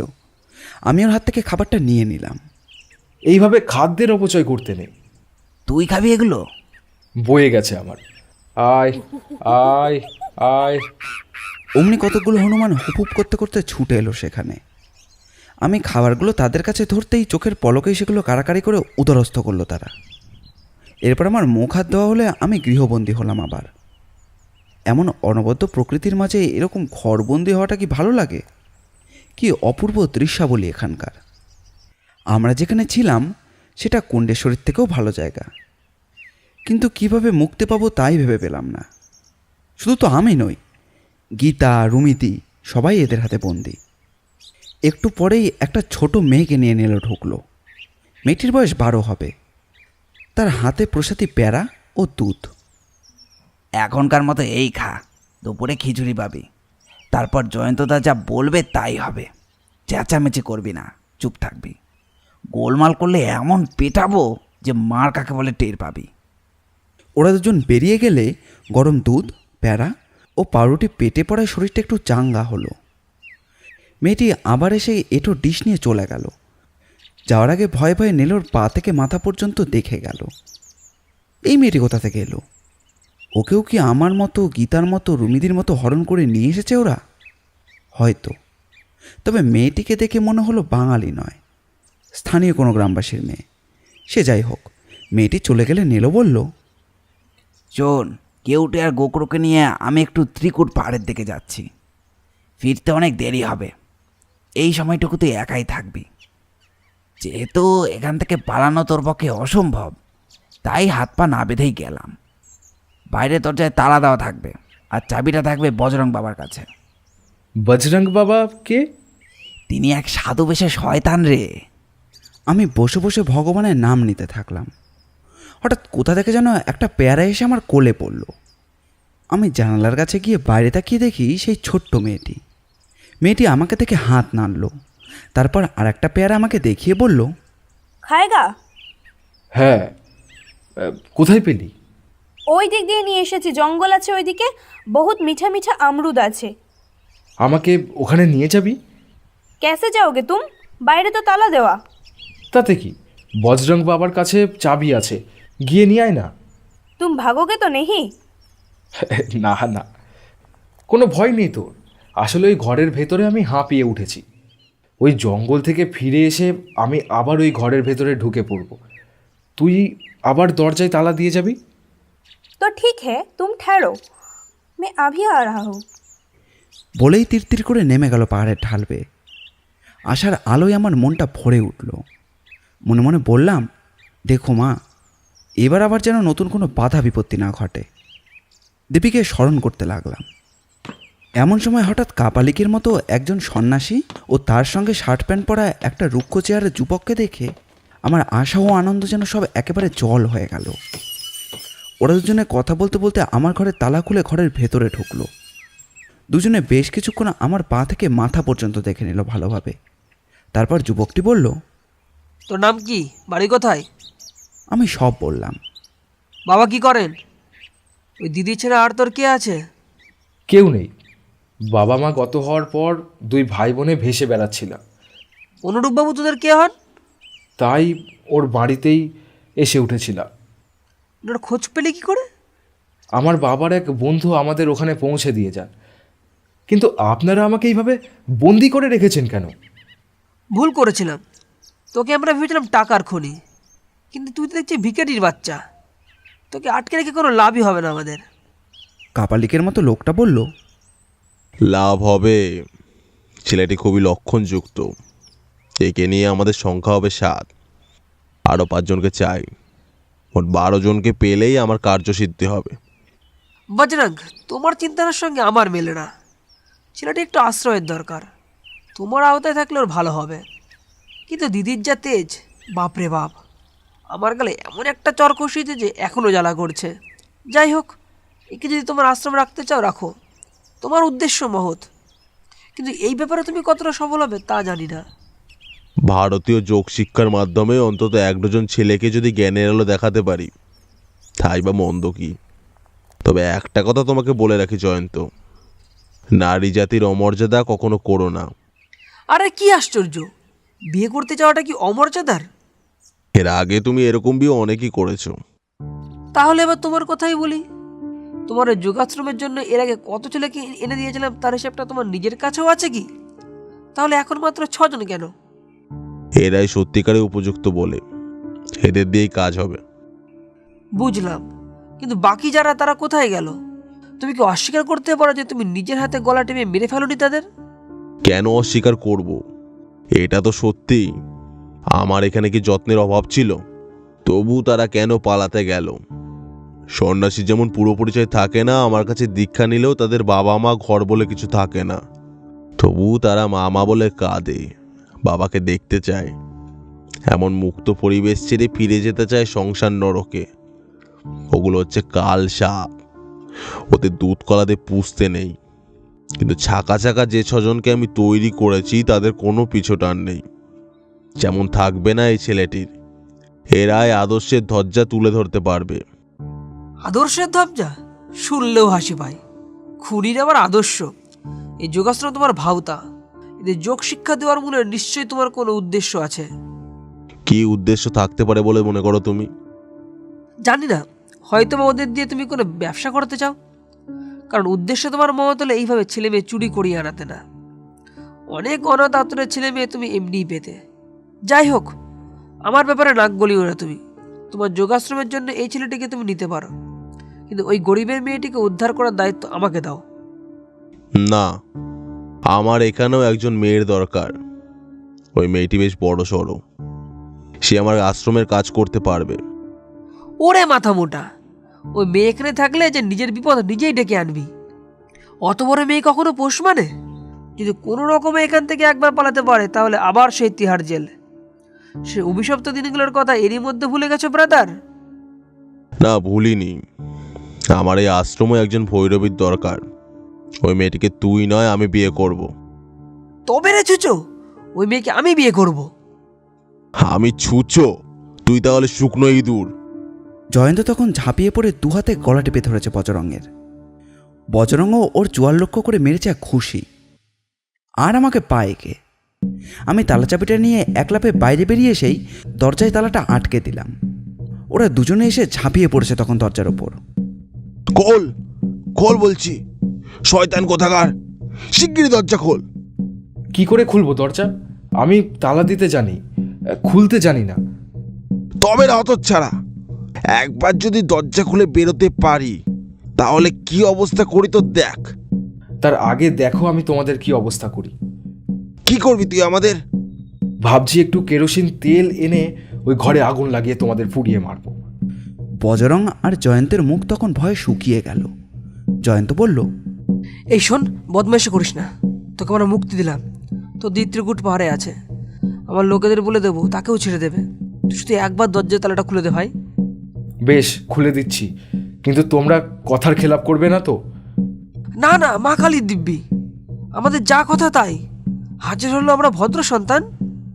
সে তো দেখতেই পাচ্ছি, একেবারে বরাহনন্দনের মতো ভদ্র সন্তান। তোমরা একটু বসো, আমি আসছি। কোথায় যাচ্ছিস রে তুই? পুরুত ডাকতে। আমার দিদিকে বিয়ে করবে না, তাই পুলিশ পুরুত ডাকতে যাচ্ছি। এই এই শোন লক্ষ্মীটি, ছেলে মানুষই করিস না, আয়। আমি তখন সেই মেয়েটি যে পথে গিয়েছিল সেই পথেই চললাম। মেয়েটি একটি পাথরের খাঁজে লুকিয়ে সব দেখছিল। এবার সে কাছে এসে বলল, কি হলো ভাইয়া? কিছুই হয়নি, ওদের জেলখানায় ওদেরই ঢুকিয়ে দিয়েছি। এখন পালাই, চল এখান থেকে। তুই যাবি আমার সঙ্গে? চলো। আমি দেওঘরের দিকে যাব। আমাকে পথ চিনিয়ে নিয়ে যেতে পারবি? খুব পারবো। আমার দিদিকে ওরা ত্রিকুট পাহাড়ে রেখে এসেছে, ওখানে গিয়ে তাকে উদ্ধার করতেই হবে। আমার মতো বয়সের একটি মেয়েকে ওরা নিয়ে এসেছে এখানে, তাকে কোথায় রেখেছে বলতে পারিস? হ্যাঁ, ও তো আমাদের আশ্রমেই আছে। আমরা বজরং বাবার আশ্রমে গিয়ে সর্বাগ্রে মুক্ত করলাম গীতাকে। মুক্তির আনন্দে গীতা যে কী করবে কিছুই ভেবে পেল না। গীতা ছুটে এসে আমার হাত দুটোকে জড়িয়ে ধরল। তুমি কি জাদু জানো? আমি শুধু ফিকফিক করে হাসতে লাগলাম। এখন আর দেরি নয়, শিগগির পালিয়ে চলো এখান থেকে। আমরা চলে যাওয়ার জন্য উদ্যত হতেই চোখের সামনে ভূত দেখার মতো চমকে উঠলাম। দেখলাম আমাদের দিকে সাপের চোখে তাকিয়ে পথ আগলে দাঁড়িয়ে রয়েছে বজরং বাবা ও জয়ন্ত। ওরা এখানে এলো কী করে? ওরা কি জাদু জানে? নইলে যে তালা আমি হাতে লাগিয়ে দিয়ে এসেছি সেই তালা ওরা ভেতর থেকে খোলে কি করে? না এতক্ষণ যা ঘটেছে সবই আমার অবচেতন মনের কল্পনা। এই ভূতের ব্যাপারটা কি করে যে সম্ভব হলো তা আমি কিছুতেই ভেবে পেলাম না। বজরং বাবার দৃষ্টি স্থির, কিন্তু সেই স্থিরতার মধ্যেও যেন সাপের চোখের খলতা আমি স্পষ্ট দেখতে পেলাম। জয়ন্ত আমার দিকে রক্তচক্ষুতে তাকিয়ে বলল, এইবার তোকে বাঁচাবে কে? শয়তান, আমাদের হাত থেকে দুবার ফসকে গেছিস তুই, আর তোকে বাঁচিয়ে রাখা নয়। আর বজরং বাবা তখন আমার দিক থেকে দৃষ্টি সরিয়ে সেই ছোট্ট মেয়ে যমুনার দিকে তাকালো। বজরং বাবা তখন আমার দিক থেকে দৃষ্টি সরিয়ে সেই ছোট্ট মেয়ে যমুনার দিকে তাকালো। কি ছিল সেই চাহনিতে? সেদিকে তাকিয়ে শিউরে উঠল যমুনা। বজরং বলল, শেষ পর্যন্ত তুই এদের ফাঁদে পা দিলি। কত ছোটটি থেকে তোকে নিয়ে এসে লালন পালন করলাম, তবুও পোষ মানলি না। যমুনা ভয়ে কেঁদে উঠল এবার। তোর কসুর হচ্ছে এদের পালিয়ে যাওয়ার ব্যাপারে তুই সাহায্য করেছিস, কিন্তু একবার যখন এই কাজ তুই করেছিস তখন তোকে আর বাঁচিয়ে রাখা নয়। তোদের তিনজনকে আজকে আমি জগন্মাতার সামনে বলি দেব, আর এখনই। ভাগ্যিস ময়নানটা হঠাৎ করে এসে পড়েছিল। সবই মায়ের মহিমা। ওই ওষুধটা হঠাৎ করে এসে না পড়লে আর দরজার তালা না ভাঙলে হয়েছিল আর কি। ময়নিহারের নাম করার সঙ্গে সঙ্গে সে ঘরে এসে ঢুকল। আমাদের দিকে তাকিয়ে পৌঁছেছি হাসি হাসতে লাগলো। এইভাবে ধরা পড়ে গিয়ে চোখে জল এসে গেল আমার। গীতা ও যমুনার অবস্থাও একই রকম। মন মতো একটি শিকারকে বেশ কায়দা করে ধরবার আগে বিড়াল যেভাবে গুটি গুটি পায়ে এগিয়ে আসে, বজরঙ্গ ঠিক সেইভাবে লক্ষ্য স্থির রেখে এগিয়ে গেল যমুনার দিকে। যমুনা ভয়ে দেওয়ালে গা ঘেঁষে সরে এলো। ওর মুখ ফ্যাকাশে হয়ে গিয়েছে। এই অবস্থায় ওকে সান্ত্বনা দেওয়ার ভাষা আমার মুখেও নেই। বজরঙ্গর চুলের মুঠি ধরে টেনে আনলো, তারপর ঠাস ঠাস করে দুগালে দুটো চড় মারল। প্রাণান্ত চিৎকার করে মেঝেয় লুটিয়ে পড়ল যমুনা। তারপর আহত পাখির মতো ছটফট করতে লাগলো। ওর এই অবস্থা দেখে আমারও চোখে জল এসে গেল তখন। কিন্তু অসহায় আমি, কিছুই আমার করার নেই। তবুও মনের মধ্যে রাগ চেপে না রাখতে পেরে বললাম, তোমার দিন এবার ঘনিয়ে এসেছে বজরং। নারীর কেসে হাত দিয়ে রাবণ বংশ ধ্বংস হয়েছিল, এবার এবার তোমার বংশ ধ্বংস হবার সময় এসেছে। আমার বংশই নেই তো ধ্বংস হবে কি করে? কে বলল তোমার বংশ নেই? এরা তাহলে কারা? এই শয়তানের বংশ কি তোমার নয়? একরত্তি ছেলে, বড্ড বেশি তত্ত্বজ্ঞান হয়ে গেছে না? থাবড়ে মুখ ভেঙে দেবো এক্ষুনি। দেবো কেন, এখনই দে, মার মুখে এক ঘুষি। বলেই ঘুষি পাকিয়ে তেড়ে এলো আমার দিকে। খবরদার নয়, ও আমার বলির নর। আমার মা জগৎ জননী ও রক্ত পিপাসায় লোলুপ হয়ে আছে। আজ বিশেষ কোনো তিথি নেই, তবু আজ এই মুহূর্তের বিনাশ করবো আমি। কিরে, কিছু শুনতে পাচ্ছিস? না। পাচ্ছিস না? বললাম তো না। তাহলে ভালো করে শোন।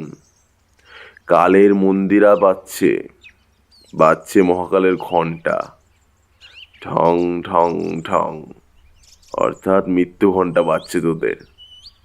শুধু তোর নয়, তোদের তিনজনেরই।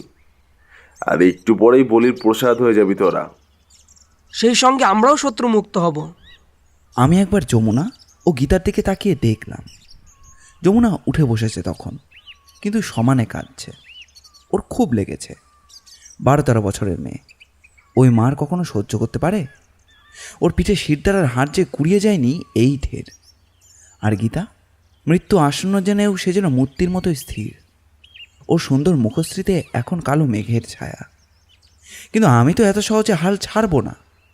মৃত্যু যখন দৌড়ে এসে উপস্থিত, তখন শত্রুর সঙ্গে শত্রুতা করাই বুদ্ধিমানের কাজ। তাই আমি বললাম, ওহে হত্যাকারীর দল, আমাদের কি এবার সত্যিই মরতে হবে? বজরং বলল, অবশ্যই। তা যদি হয় তাহলে মরবার আগে নিশ্চয়ই একবার আমরা আমাদের মাকে স্মরণ করতে পারি। নিশ্চয়ই পারিস। মা, মামা, বাবা, কাকা, জ্যাঠা সবাইকে স্মরণ কর। 14 পুরুষের নাম যদি মনে থাকে তাহলে তাদেরকেও স্মরণ করতে পারিস। কিন্তু জেনে রাখিস, তোদের অন্তিমকাল উপস্থিত। এখন যাকেই স্মরণ কর না কেন কোনো লাভ হবে না। আর মা ভবতারিণীও তোদের রক্ষা করতে পারবে না। পারুক মামা বলে একবার ডেকে তো দেখি। ডাক ডাক, বদন ভরে মাকে ডাক। ধ্রুব নক্ষত্র থেকে খসে পড়া ভক্ত ধ্রুবর মতো ভক্তি নিয়ে ডাক। সাধক রামপ্রসাদের মতো করে ডাক। মামা খেপার মতো ডাক, কিন্তু বাছারে আমার, আমি যেখানে থাকবো সেখানে কোনো মাই আসবে না তোর ওই ডাক শুনে। তবু ডাক, তাহলে ডাকি। ডাক ডাক, দেরি করছিস কেন?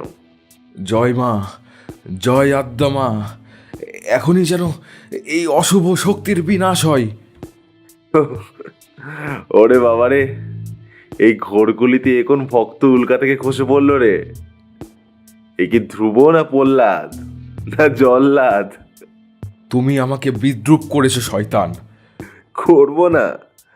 আমি না বলেছিলাম যেখানে আমি থাকবো সেখানে কোনো মাই আসবে না? কে বললে আসবে না? এই তো এসেছে। এসেছে? কই, কোথায়? এই তো এখানে। তাহলে আমি দেখতে পাচ্ছি না কেন? কি করে পাবে? তুমি যে অন্ধ হয়ে গেছো। আমি অন্ধ হয়ে গেছি? হ্যাঁ। মিথ্যে কথা। এই তো আমি তোকে দেখছি, দিনের আলো দেখছি, ঘর বাড়ি দেখছি, সবই দেখছি। ভুল দেখছো। এখন ঘোর অমাবস্যার রাত। এই রাতে তুমি পূর্ণিমার চাঁদ দেখতে পাচ্ছ কি? না, আমাবস্যায় কখনো পূর্ণিমার চাঁদ দেখা যায় না। কেন যাবে না? আমার চোখের দিকে তাকিয়ে দেখো, তাহলেই দেখতে পাবে। বজরং আচ্ছন্নের মতো আমার দিকে ঝুঁকে পড়ে আমার চোখে চোখ রাখতে এলো, আর ঠিক তখনই দু হাতে দুটো আঙুল ওর দু চোখের মধ্যে প্যাক করে গুঁজে দিলাম। চোখে আঙুল গুঁজে দেওয়ার যন্ত্রণার চোটে বজরং তখন দু চোখে হাত রেখে বিকট চিৎকার করতে লাগলো। ওর দু চোখ বেয়ে তখন গলগল করে রক্ত ঝরছে। ওরে ওরে, আমি অন্ধ হয়ে গেলাম রে, আমার দুটো চোখই নষ্ট হয়ে গেল। ওরে তোরা কি কুক্ষণে এই কালসাপটাকে ধরে এনেছিলি রে? জয়ন্ত তখন ছুটে গেল বজরংকে সাহায্য করতে। সেই সুযোগে আমি, গীতা ও যমুনা একলাফে উঠোনের মাঝখানে। আমাদের পাড়াতে দেখে জয়ন্ত চেঁচাতে লাগলো, ধর ধর ধর, ওদের ধর, ময়নিয়ান শিগগির ওদের ধর, কেলেঙ্কারি চরম হয়ে যাবে, কুমারদের কাছে মুখ দেখাতে পারবে না। আমরা তিনজনেই তখন ময়নিহানকে ফাঁকি দিয়ে কাঠবিড়ালির গতিতে ছোটা শুরু করেছি। ময়নিহান প্রথমটা হতভম্ব হয়ে গিয়েছিল আমাদের ব্যাপার স্যাপার দেখে, পরে বীর বিক্রমে তেড়ে এলো আমাদের দিকে। আমাদের তখন খরগোশের দৌড়, কিন্তু ময়নিহানের খপ্পর থেকে পালানো কি এতই সহজ? ও সামুদ্রিক ঝড়ের মতো ধেয়ে এলো আমাদের দিকে, আর আমরা আরও জোরে ছোটা শুরু করলাম। মোট কথা চেষ্টা ত্রুটি রাখলাম না একটুও। একসময় অতিকায় দৈত্যের মতো চেহারা নিয়ে ময়নিহান এসে ঝাঁপিয়ে পড়ল আমাদের ওপর। বাঘের মতো হরিণ শিশুর মতোই জব্দ হয়ে গেলাম আমরা। ময়নিহান প্রথমেই হাতে পেয়ে গেল যমুনাকে। ওকে শক্ত হাতে ধরে পাথরে আছাড় মারবার জন্য যেই না প্রস্তুত নিয়েছে, অমনি ঘটে গেল এক বিপর্যয়। হঠাৎ কোথা থেকে একটা হনুমান এসে লাফিয়ে পড়ল ময়নিহানের ঘাড়ে। তারপর পরমাদরে ওর গলা জড়িয়ে ধরে অন্য হাত দিয়ে ঠাস ঠাস করে সে কি চর কষানোর ধুম। বাপরে, ভুবন যেন অন্ধকার করে দিল। গীতার আমি তখন যমুনাকে ওর কবল মুক্ত করেছি।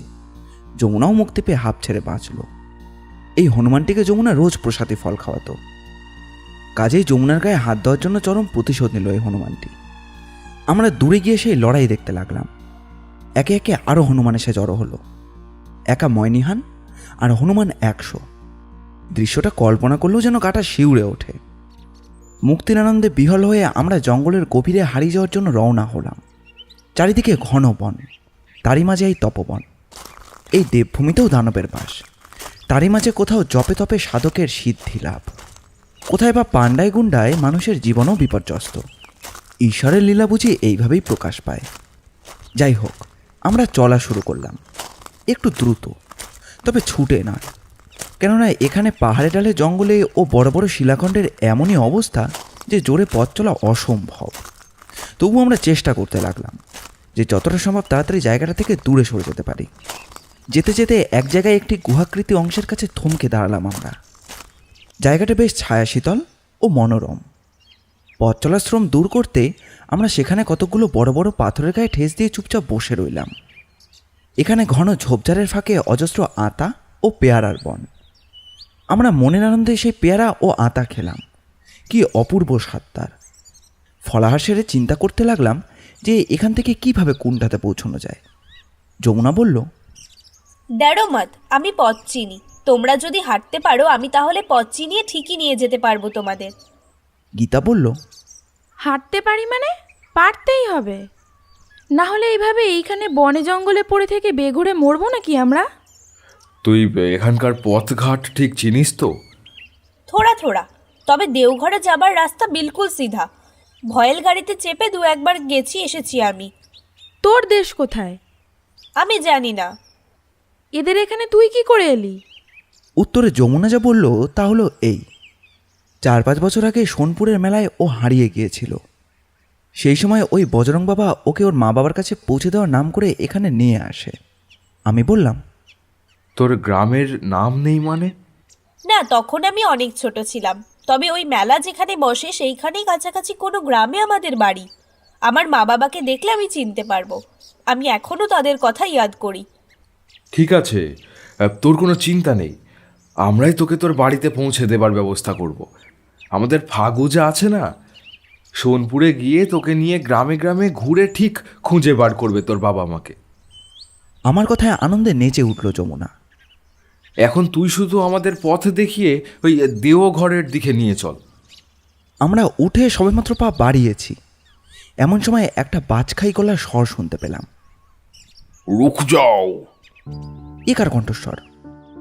ভয়ে বুকের রক্ত জল হয়ে গেল আমাদের।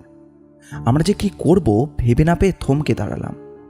কিন্তু মজার ব্যাপার এই যে চারিদিকে তাকিয়েও কাউকে দেখতে পেলাম না। কণ্ঠস্বরটা আবার শোনা গেল। তোদের পিছন দিকে দুটো পাথরের পাশে ছোট গোটা গুহ দেখতে পাচ্ছিস? আমি বললাম, হ্যাঁ। ওই গুহটা লক্ষ্য করে এদিকে এগিয়ে আয়। আমরা ভয়ে ভয়ে সেই দিকে আসতেই কুঞ্জমনের মতো পাহাড়ি লতায় ছাওয়ায় একটি ছোট্ট আস্তানা দেখতে পেলাম। বড় বড় লম্বাকৃতি কয়েকটি বিশাল পাথরকে আশ্রয় করে ওই আস্তানাটি এমনভাবেই তৈরি করা হয়েছে যে সচরাচর বাইরে থেকে কেউ এটিকে দেখতে পারে না। একমাত্র হাতি ছাড়া অন্য কোনো জন্তু এর কোনো ক্ষতিও করতে পারবে না। বাঘ, ভাল্লুক বা নেকড়েও ঢুকতে পারবে না এর ভেতর। এমনকি শিয়াল কুকুরও মাথা গলাতে পারবে না এখানে। ওইখানেই এক জায়গায় এক সিংহাসনে ধুনি জ্বালিয়ে বসে আছেন এক সাধু বাবা। বিশাল দীর্ঘদেহীর অধিকারী সৌম্যকান্তি এক সন্ন্যাসী। আমাদের দিকে নজর পড়তেই হাতছানি দিয়ে ডাকলেন উনি। আমরা পায়ে পায়ে এগিয়ে গিয়ে তাকে প্রণাম করলাম। তারপর উনি বললেন, ওই ভুল পথে কোথায় চলেছিলি তোরা? এ পথ জঙ্গলের আরো গভীরে যায়। দিনমানেও বন্য জন্তুর ভয় আছে ওই দিকে। আমাদের বড় বিপদ সাধু বাবা। বিপদ? কিসের বিপদ? তোরা কি পথ হারিয়েছিস? না, আমরা পথ খুঁজছি। হাসালে তোরা। পথ যেখানে নেই সেখানে তোরা পথ খুঁজছিস। যাই হোক, শুধু বনে নয়, জীবনেও তোরা যাতে সঠিক পথটি খুঁজে পাস, মা জগৎজননীর কাছে, জগৎ মাতার কাছে এইটুকুই শুধু কামনা করি। জগন্মাতার নাম শুনেই শিউরে উঠলাম, কেননা ওই শয়তান বজরংটাই তো আমাকে তার কাছে বলি দিতে চেয়েছিল। আপনি কি আমাদের জগন্মাতার কাছে আমাদের বলি দেবেন? না রে বালক, না। আমার জগৎ মাতা বলি চান, তবে সে বলি নর বলি নয়, পশু বলি। আর সে পশু বনের নিরীহ প্রাণী নয় রে, মানুষের অন্তরের পশু, অর্থাৎ কিনা তাদের পাশব প্রবৃত্তি। আদ্যাশক্তি মহামায়া সন্তান তোরা। তোদের গায়ে হাত দিলে মাঝে আমাকেই শেষ করে দেবে। এই নে প্রসাদ খা। আমার এক ভক্ত 1 গাদা পাঁড়া দিয়েছে আমাকে, তোরাই খেয়ে নে ওগুলো। রোজ প্যারা খেয়ে খেয়ে অরুচি ধরে গেছে আমার, বুঝলি? এই বনের হনুমানরা আমার পরম ভক্ত। আমি রোজ ওদের খিচুড়ি করে খাওয়াই, পাড়া দিই। ওদের জন্যই রেখেছিলাম ওগুলো। অনেকক্ষণ ওরা কেউ নেই, কোথায় গেছে কে জানে। হয়তো এখন বনে বনে ঘুরে ফল পাকুড় পেড়ে খাচ্ছে। তা হঠাৎ করে তোরাই যখন এসে পড়েছিস তখন তোরাই খেয়ে নে। তোরাও তো মায়েরই সন্তান। এই প্রথম অনুভব করলাম মানুষ ভগবান হয় না, তবুও ভগবান মানুষের মধ্যে দিয়েই মানুষের মঙ্গল করিয়ে দেন। এই সাধু বাবা যেন সেই মঙ্গলময়েরই প্রতীক। গীতা ও যমুনার দিকে তাকিয়ে আমি বললাম, দেখলি তো আদ্যা মায়ের কত ক্ষমতা। ওই দুর্ধর্ষ শত্রুদের হাত থেকে আমাদের মুক্তিও দিলেন, বনের ফল দিয়ে খিদে মেটালেন, আর এখন আবার এই সাধুর আস্তানায় মিষ্টি মুখ করালেন। আর কি চাই আমাদের? সত্যি আমরা প্যারা খেয়ে জল খেয়ে তৃপ্ত হলে সাধু বাবা বললেন, হ্যাঁ, এই যে কথা বলছিলাম, এ পথে কেন এসেছিলি তোরা? কিসের বিপদে তোদের? আমি আগাগোড়া আমাদের বিপদের কথা সব বললাম। শুনে দারুণ উত্তেজিত হলেন সাধু বাবা। বললেন, শয়তানরা এতবার বেড়েছে। ওই আশ্রম আগে আমারই ছিল। ওইখানে সহস্রমুখের আসনে বসে আমি তপস্যা করতাম। একবার গঙ্গাসাগরে গিয়ে বজরঙ্গের সঙ্গে আমার পরিচয় হলে ভালোবেসে ওকে নিয়ে আসি। আমি আমার কাছেই রাখি। জয়ন্তও আসতো তখন মাঝে মাঝে। ওই সময় আমরা একটা যোগাশ্রমের পরিকল্পনা করি। আমাদের উদ্দেশ্য ছিল কিছু লক্ষণযোগ্য বালককে যোগ শিখিয়ে এই সর্ববিদ্যায় পারদর্শী করে সৎ শিক্ষার প্রচারের কাজে দেশের বিভিন্ন স্থানে পাঠিয়ে দেব। এবং এইসব ছেলেরা কোনো বাবা মায়ের বুকের মানিক ছিনিয়ে আনা ছেলে হবে না, হবে সত্যিকারের অনাথ শিশু। কিন্তু তার জায়গায় কি শুনছি? সে কি, আপনি এত কাছে থাকেন অথচ ওদের কীর্তিকলাপ কিছুই জানেন না? না, ওদের হাতে দায়িত্ব দিয়ে নিশ্চিন্ত হয়ে আমি এই 3 বছরের জন্য হিমালয় পরিক্রমায় গিয়েছিলাম। ফিরেওছি দিন কয়েক আগে। এসেই ওই কয়েকদিনের জন্য সুলতানগঞ্জের কাছে গৈবীনাথের কাছে গিয়েছিলাম। এই সিদ্ধাসনে এসে বসেছি এই দিন 10 হলো। আপনার সহস্রমুণ্ডির আসনে বজরঙ্গকে দিয়ে আপনি এখানে সিদ্ধাসনে বসলেন? কীরকম সাধক আপনি? গীতার এই কথায় সাধু বাবা রাগ করা উচিত ছিল, কিন্তু উনি রাগলেন না। বললেন, সহস্র মুখের আসন তো এখানে ওখানে নেই, সে আসন এখন এখানেই। এই দারুণ নির্জনে আসন এইখানে থেকে সরিয়ে এনে ওইখানে নতুন করে প্রতিষ্ঠা করে এই সিদ্ধান্ত তৈরি করা হয়েছে। আপনি ওই কাজ করলেন কেন? তার কারণ ওই যোগাশ্রমের পরিবেশে এই আসনের পবিত্রতা বজায় রাখা সম্ভব হচ্ছিল না বলে। তাছাড়া ওদের হাতে সব কিছুর দায়িত্ব দিয়ে আমি একটু দূরে বসে সাধনা করতে চেয়েছিলাম, কিন্তু কে জানতো যে তার ফল এমন হবে। তখন তাহলে কি করবেন? কি করব সেটা তাহলে দেখ এবার। আয় তোরা আমার সঙ্গে। আবার ওখানে যেতে হবে? শুনেই মুখ শুকিয়ে গেল আমাদের। এ কোন সাধু বাবা? ছদ্মবেশী শয়তান নয় তো? গীতাও যমুনা আমার মুখের দিকে তাকালো। সাধু বাবা বললেন, তোরা ওখানে যেতে ভয় পাচ্ছিস? ভয় কি? ও তো আমারই আশ্রম। আয় আমার সঙ্গে। আমরা মন্ত্রমুগ্ধের মতো সাধু বাবার সঙ্গে চললাম। সাধু বাবার স্নেহপূর্ণ কথাবার্তাতেই বোঝা যায় যে তিনি অসাধু নন। আমরা আবার সেই আশ্রমের কাছাকাছি আসতেই দেখতে পেলাম যে হনুমানের দল ময়মোহন সিংকে ছেড়ে আশ্রমের মধ্যে ঢুকে লঙ্কা কাণ্ড বাঁধিয়ে দিয়েছে। সাধু বাবা যেতেই শান্ত হল হনুমানের দল। আমরাও বুকে বল পেলাম। অন্ধ বজরঙ্গ তখনও যন্ত্রণায় ছটফট করছে। জয়ন্ত ভয়ে একটা ঘরে খিল দিয়ে থরথর করে কাঁপছিল। সম্পূর্ণ পরিবেশটাই যেন থমথম করছে। সাধু বাবা ডাকাডাকিতে ঘর থেকে বেরিয়ে আসতেই সাধু বাবা জয়ন্তর ঘরে ঠাস করে একটা চড় মারলেন। তারপর বললেন, শয়তানের বাচ্চা, বড্ড বার বেড়েছে তোমার না? নোংরামো করার জন্য শেষ পর্যন্ত বেছে নিলি আমার আশ্রমকে। শুধুমাত্র মাঝে মধ্যে তীর্থভ্রমণে বেরোবার উদ্দেশ্য নিয়েই আমি সরল বিশ্বাসে তোমাদের হাতে আশ্রমের দায়িত্বভার তুলে দিয়েও আরও নির্জনে সরে গিয়েছি। এমন এক জায়গায় গেছি যেখানে সচরাচর কেউ গিয়ে আমাকে বিরক্ত করবে না। এমনকি নতুন জায়গা নির্বাচন করে আমার গুরুদেব ভবংশকরের সহস্রমুখের আসন পর্যন্ত স্থানান্তরিত করেছি। তার এই প্রতিদান। ঠিক আছে, আজ থেকে আবার আমি এই আশ্রমে থাকবো। তোমাদের খেলা শেষ। আমার অপরাধ আমি স্বীকার করছি মহেন্দ্রজি, কিন্তু এত সব কাণ্ডের জন্য আমি একা দায়ী নয়। ওই বজরঙ্গটা নাটের গুরু। ভেতরে ভেতরে আপনি ফিরে এলে আপনাকে খুন করবারও ষড়যন্ত্র করছিল। আর সব কিছুরই মূল হলো কুমারদা। সেই এসে সব গোলমাল করে দিল। কুমারদাকে? ভবনাথ বউর বড় ছেলে। ভবনাথ বউ মারা যাবার পর সম্পত্তি লেবে ছোটো ভাইকে খুন করলো। তারপর ফেরার হয়ে কুণ্ডে বাড়িতে ঘাটে করে যত সব খারাপ কাজকর্ম করে বেড়াচ্ছে। সে এখন কোথায়? ত্রিকুট পাহাড়ের এক ভাই এদেরই এক দিদিকে বন্দিনী করে সেখানেই পাহাড় দিচ্ছে।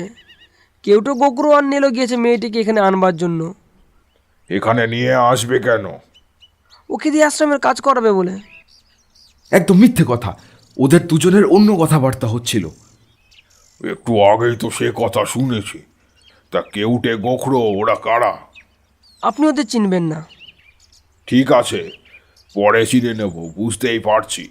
বেশ রীতিমতো একটা ক্রিমিনালের ডাঙা গড়ে তুলেছি সেখানটায়। এই পবিত্র তপবনের পুণ্য প্রভাস পাপচক্র স্থায়ী হতে পারল না। তপবনের মহিমার প্রকাশ এখানেই। মহেন্দ্রজি, এবার মতো আমাকে মাফ করুন। আমার 14 পুরুষের দিব্যি, আমি আর কখনো এইসব কাজ করব না। আমারও 28 পুরুষের দিব্যি। জীবনে একবার যে ভুল করেছি সেই ভুল আর দুবার করব না। ততক্ষণে আশ্রমের অন্যান্য ছেলেরাও সব এসে দাঁড়িয়েছে। তাদের নিয়ে যেতে যেতে সাধু বাবা বললেন, এই তপবন এক মহাতীর্থ ও রামাস্থান। এই আমাদের পুরাণেও এর উল্লেখ আছে। বৈদ্যনাথ পুজোয় কোটি লিঙ্গ পুজোর ফল হয়, কিন্তু তপবন ভ্রমণে বৈদ্যনাথ পুজোর ফল হয়। এমনও নির্দেশ আছে, এখানে শুলকুণ্ড নামে একটি কূপ আছে, আর পাহাড়ের নিচে আছে এই দেবীকুণ্ড। তোরা এই দেবীকুণ্ডে স্নান করে সুস্থ হ, তারপর আশ্রমে খাওয়া দাওয়া কর।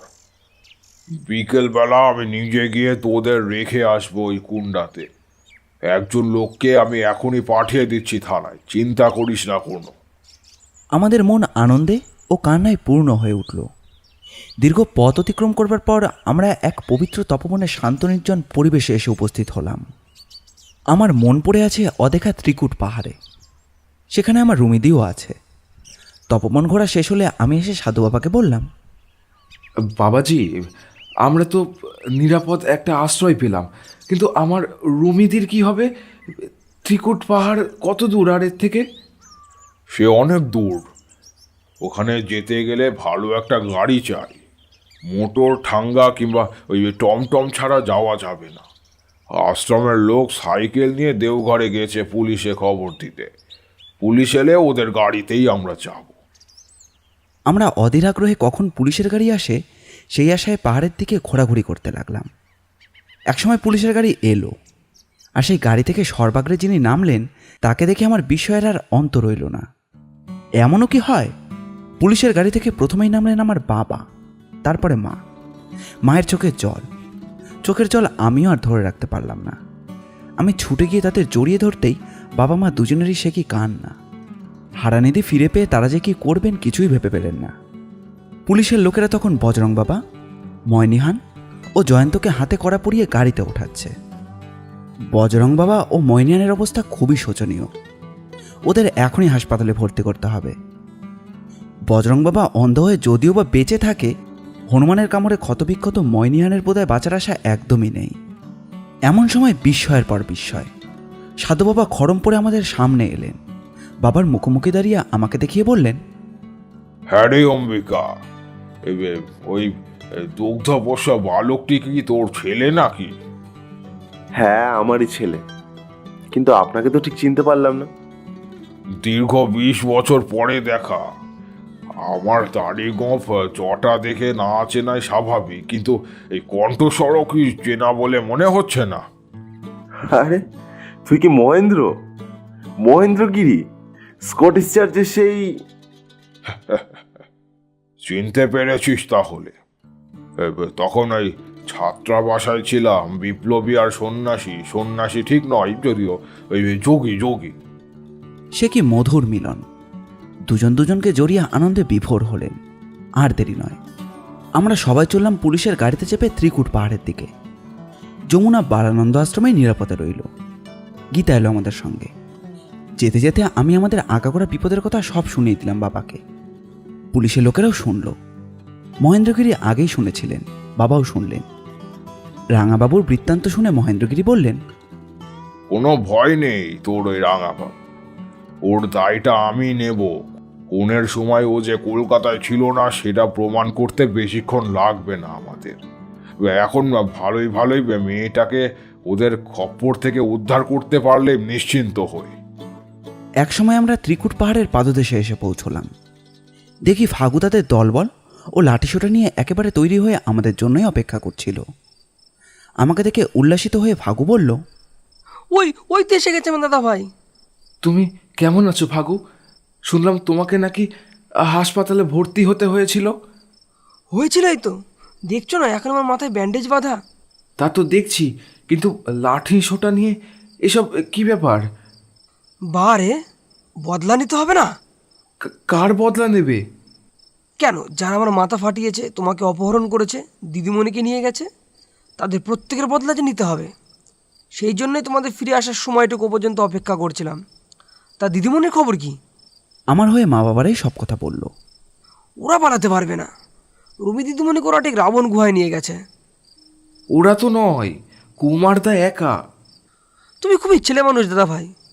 একার পক্ষে কখনো কুমারের সাধ্য আছে ইচ্ছার বিরুদ্ধে তোমার রুমি দিদিমণিকে জোর করে নিয়ে যায়? রাবণগড় পথ কি তুমি চেনো?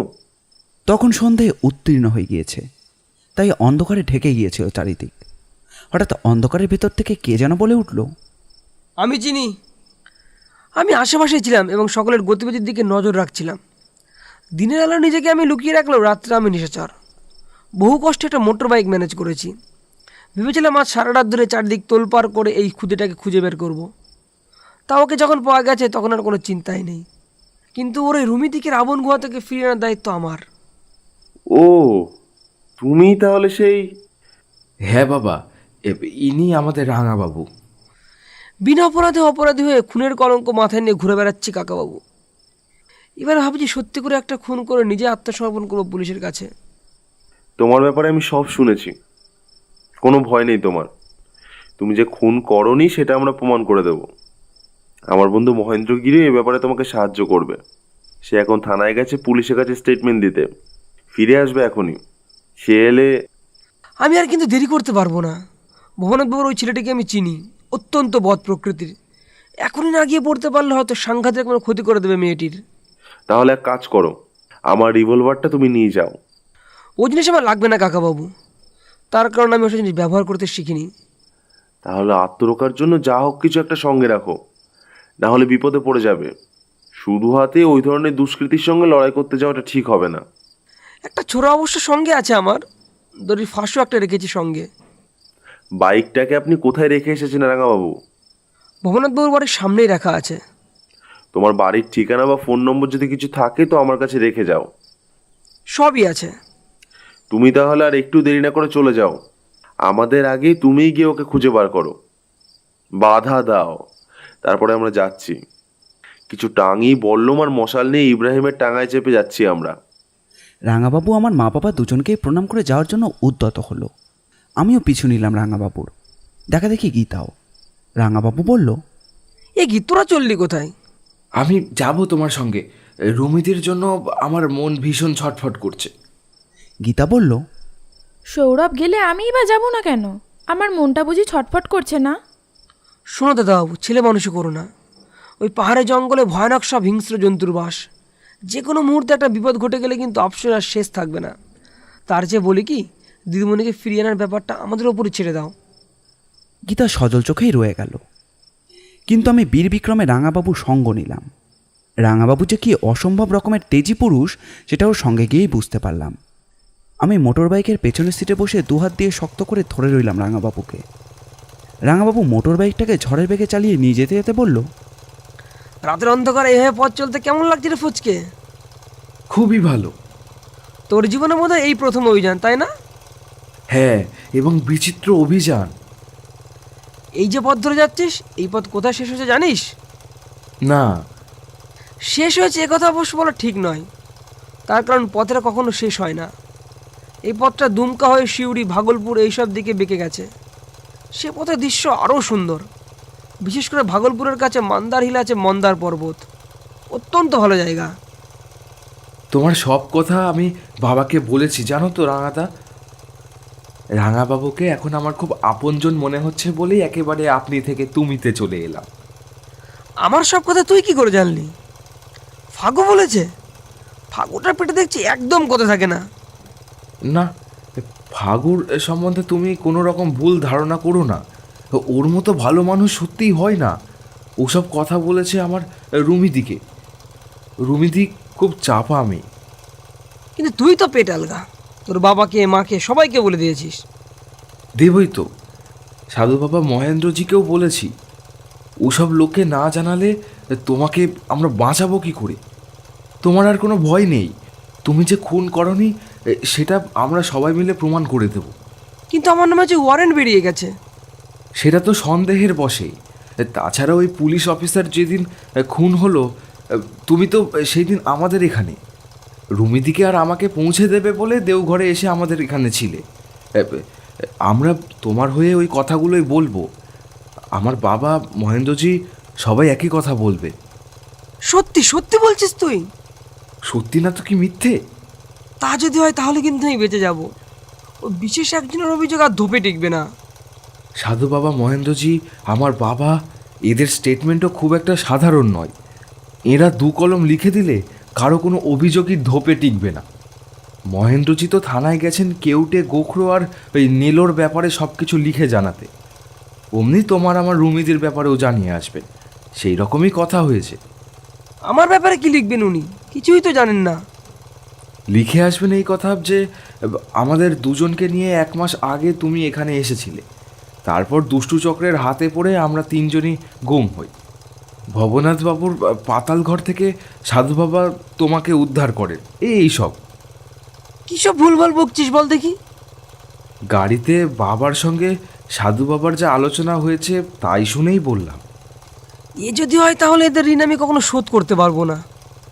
যদি নয়, এটাই হবে বা হতে চলেছে। তুমি তো খুনি নও। তোমার জীবনে যেটা ঘটে গেছে সেটা একটা অ্যাক্সিডেন্ট। কাজেই তুমি নির্ভয়ে মাথা উঁচিয়ে বুক ফুলিয়ে ঘরে ফেরো। সেই সঙ্গে আমার একটা মিনতি যদি রাখো। কি মিনতি তোর?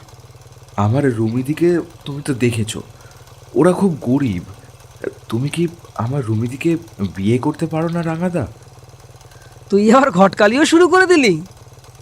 হ্যাঁ দিলাম। আমি রুমিদির ভালো চাই বলেই এ কথা বলছি।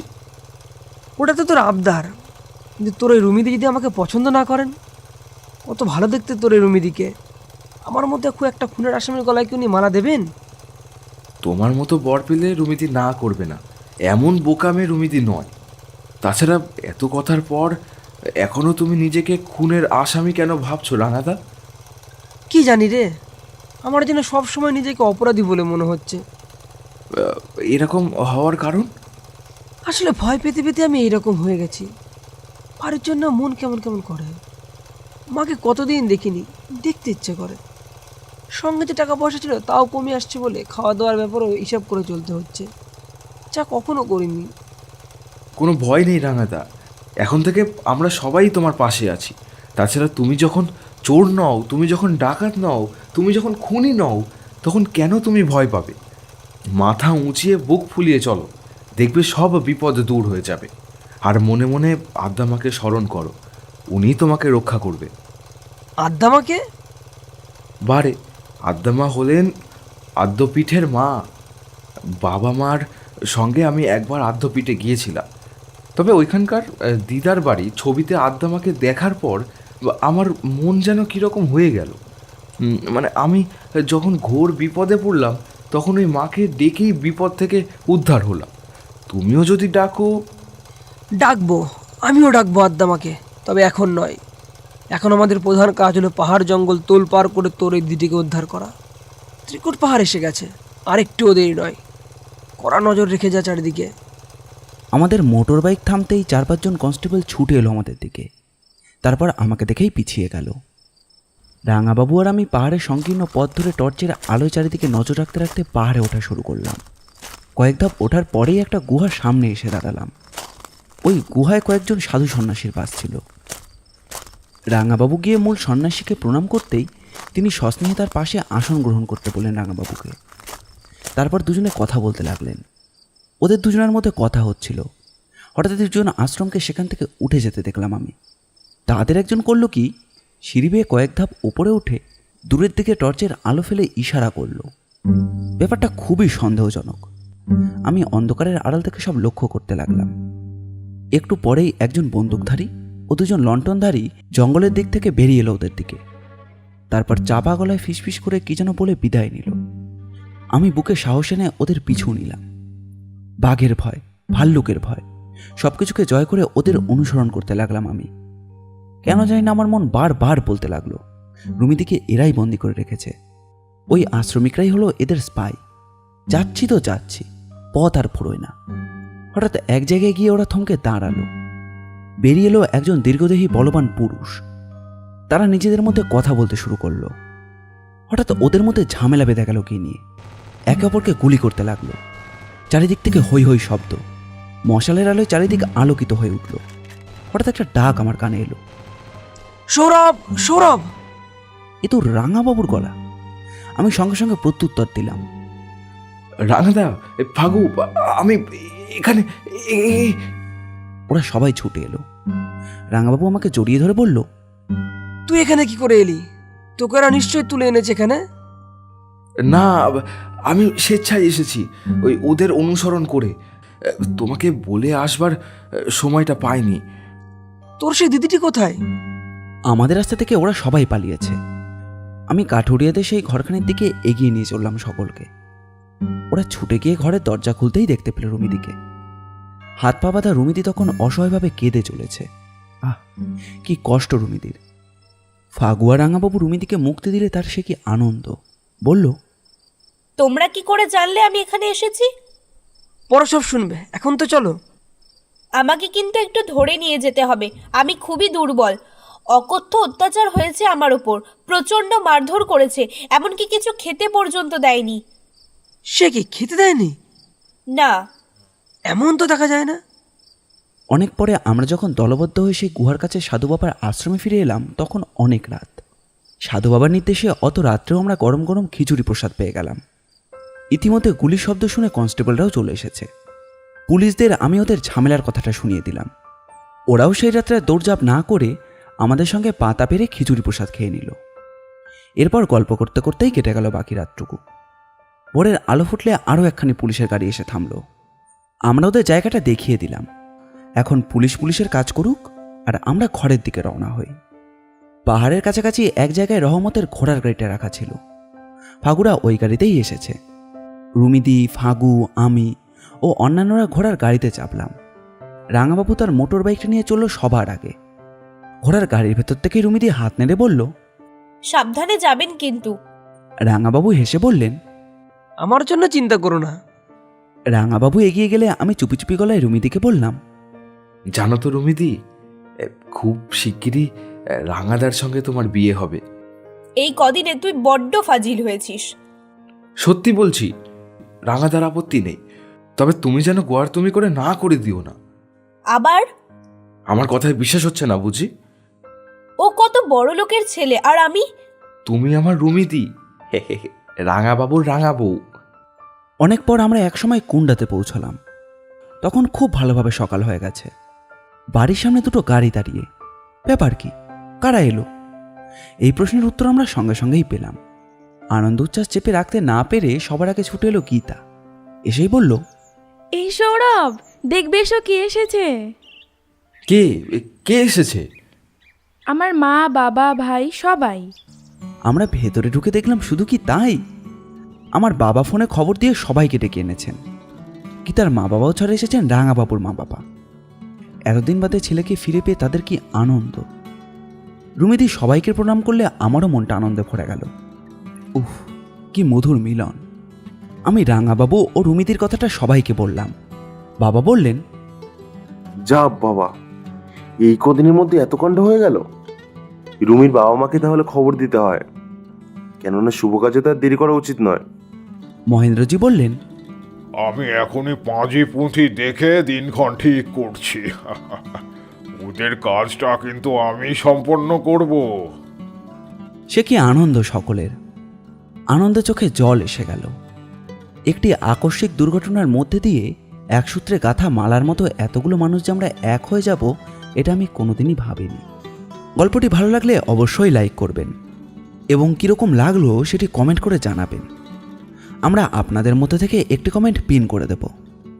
এরকম গোয়েন্দা গল্প বা অ্যাডভেঞ্চার গল্প আমরা প্রায়ই নিয়ে আসি। আমাদের চ্যানেলটি ঘুরেও আসতে পারেন।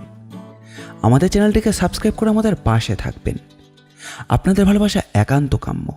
ধন্যবাদ।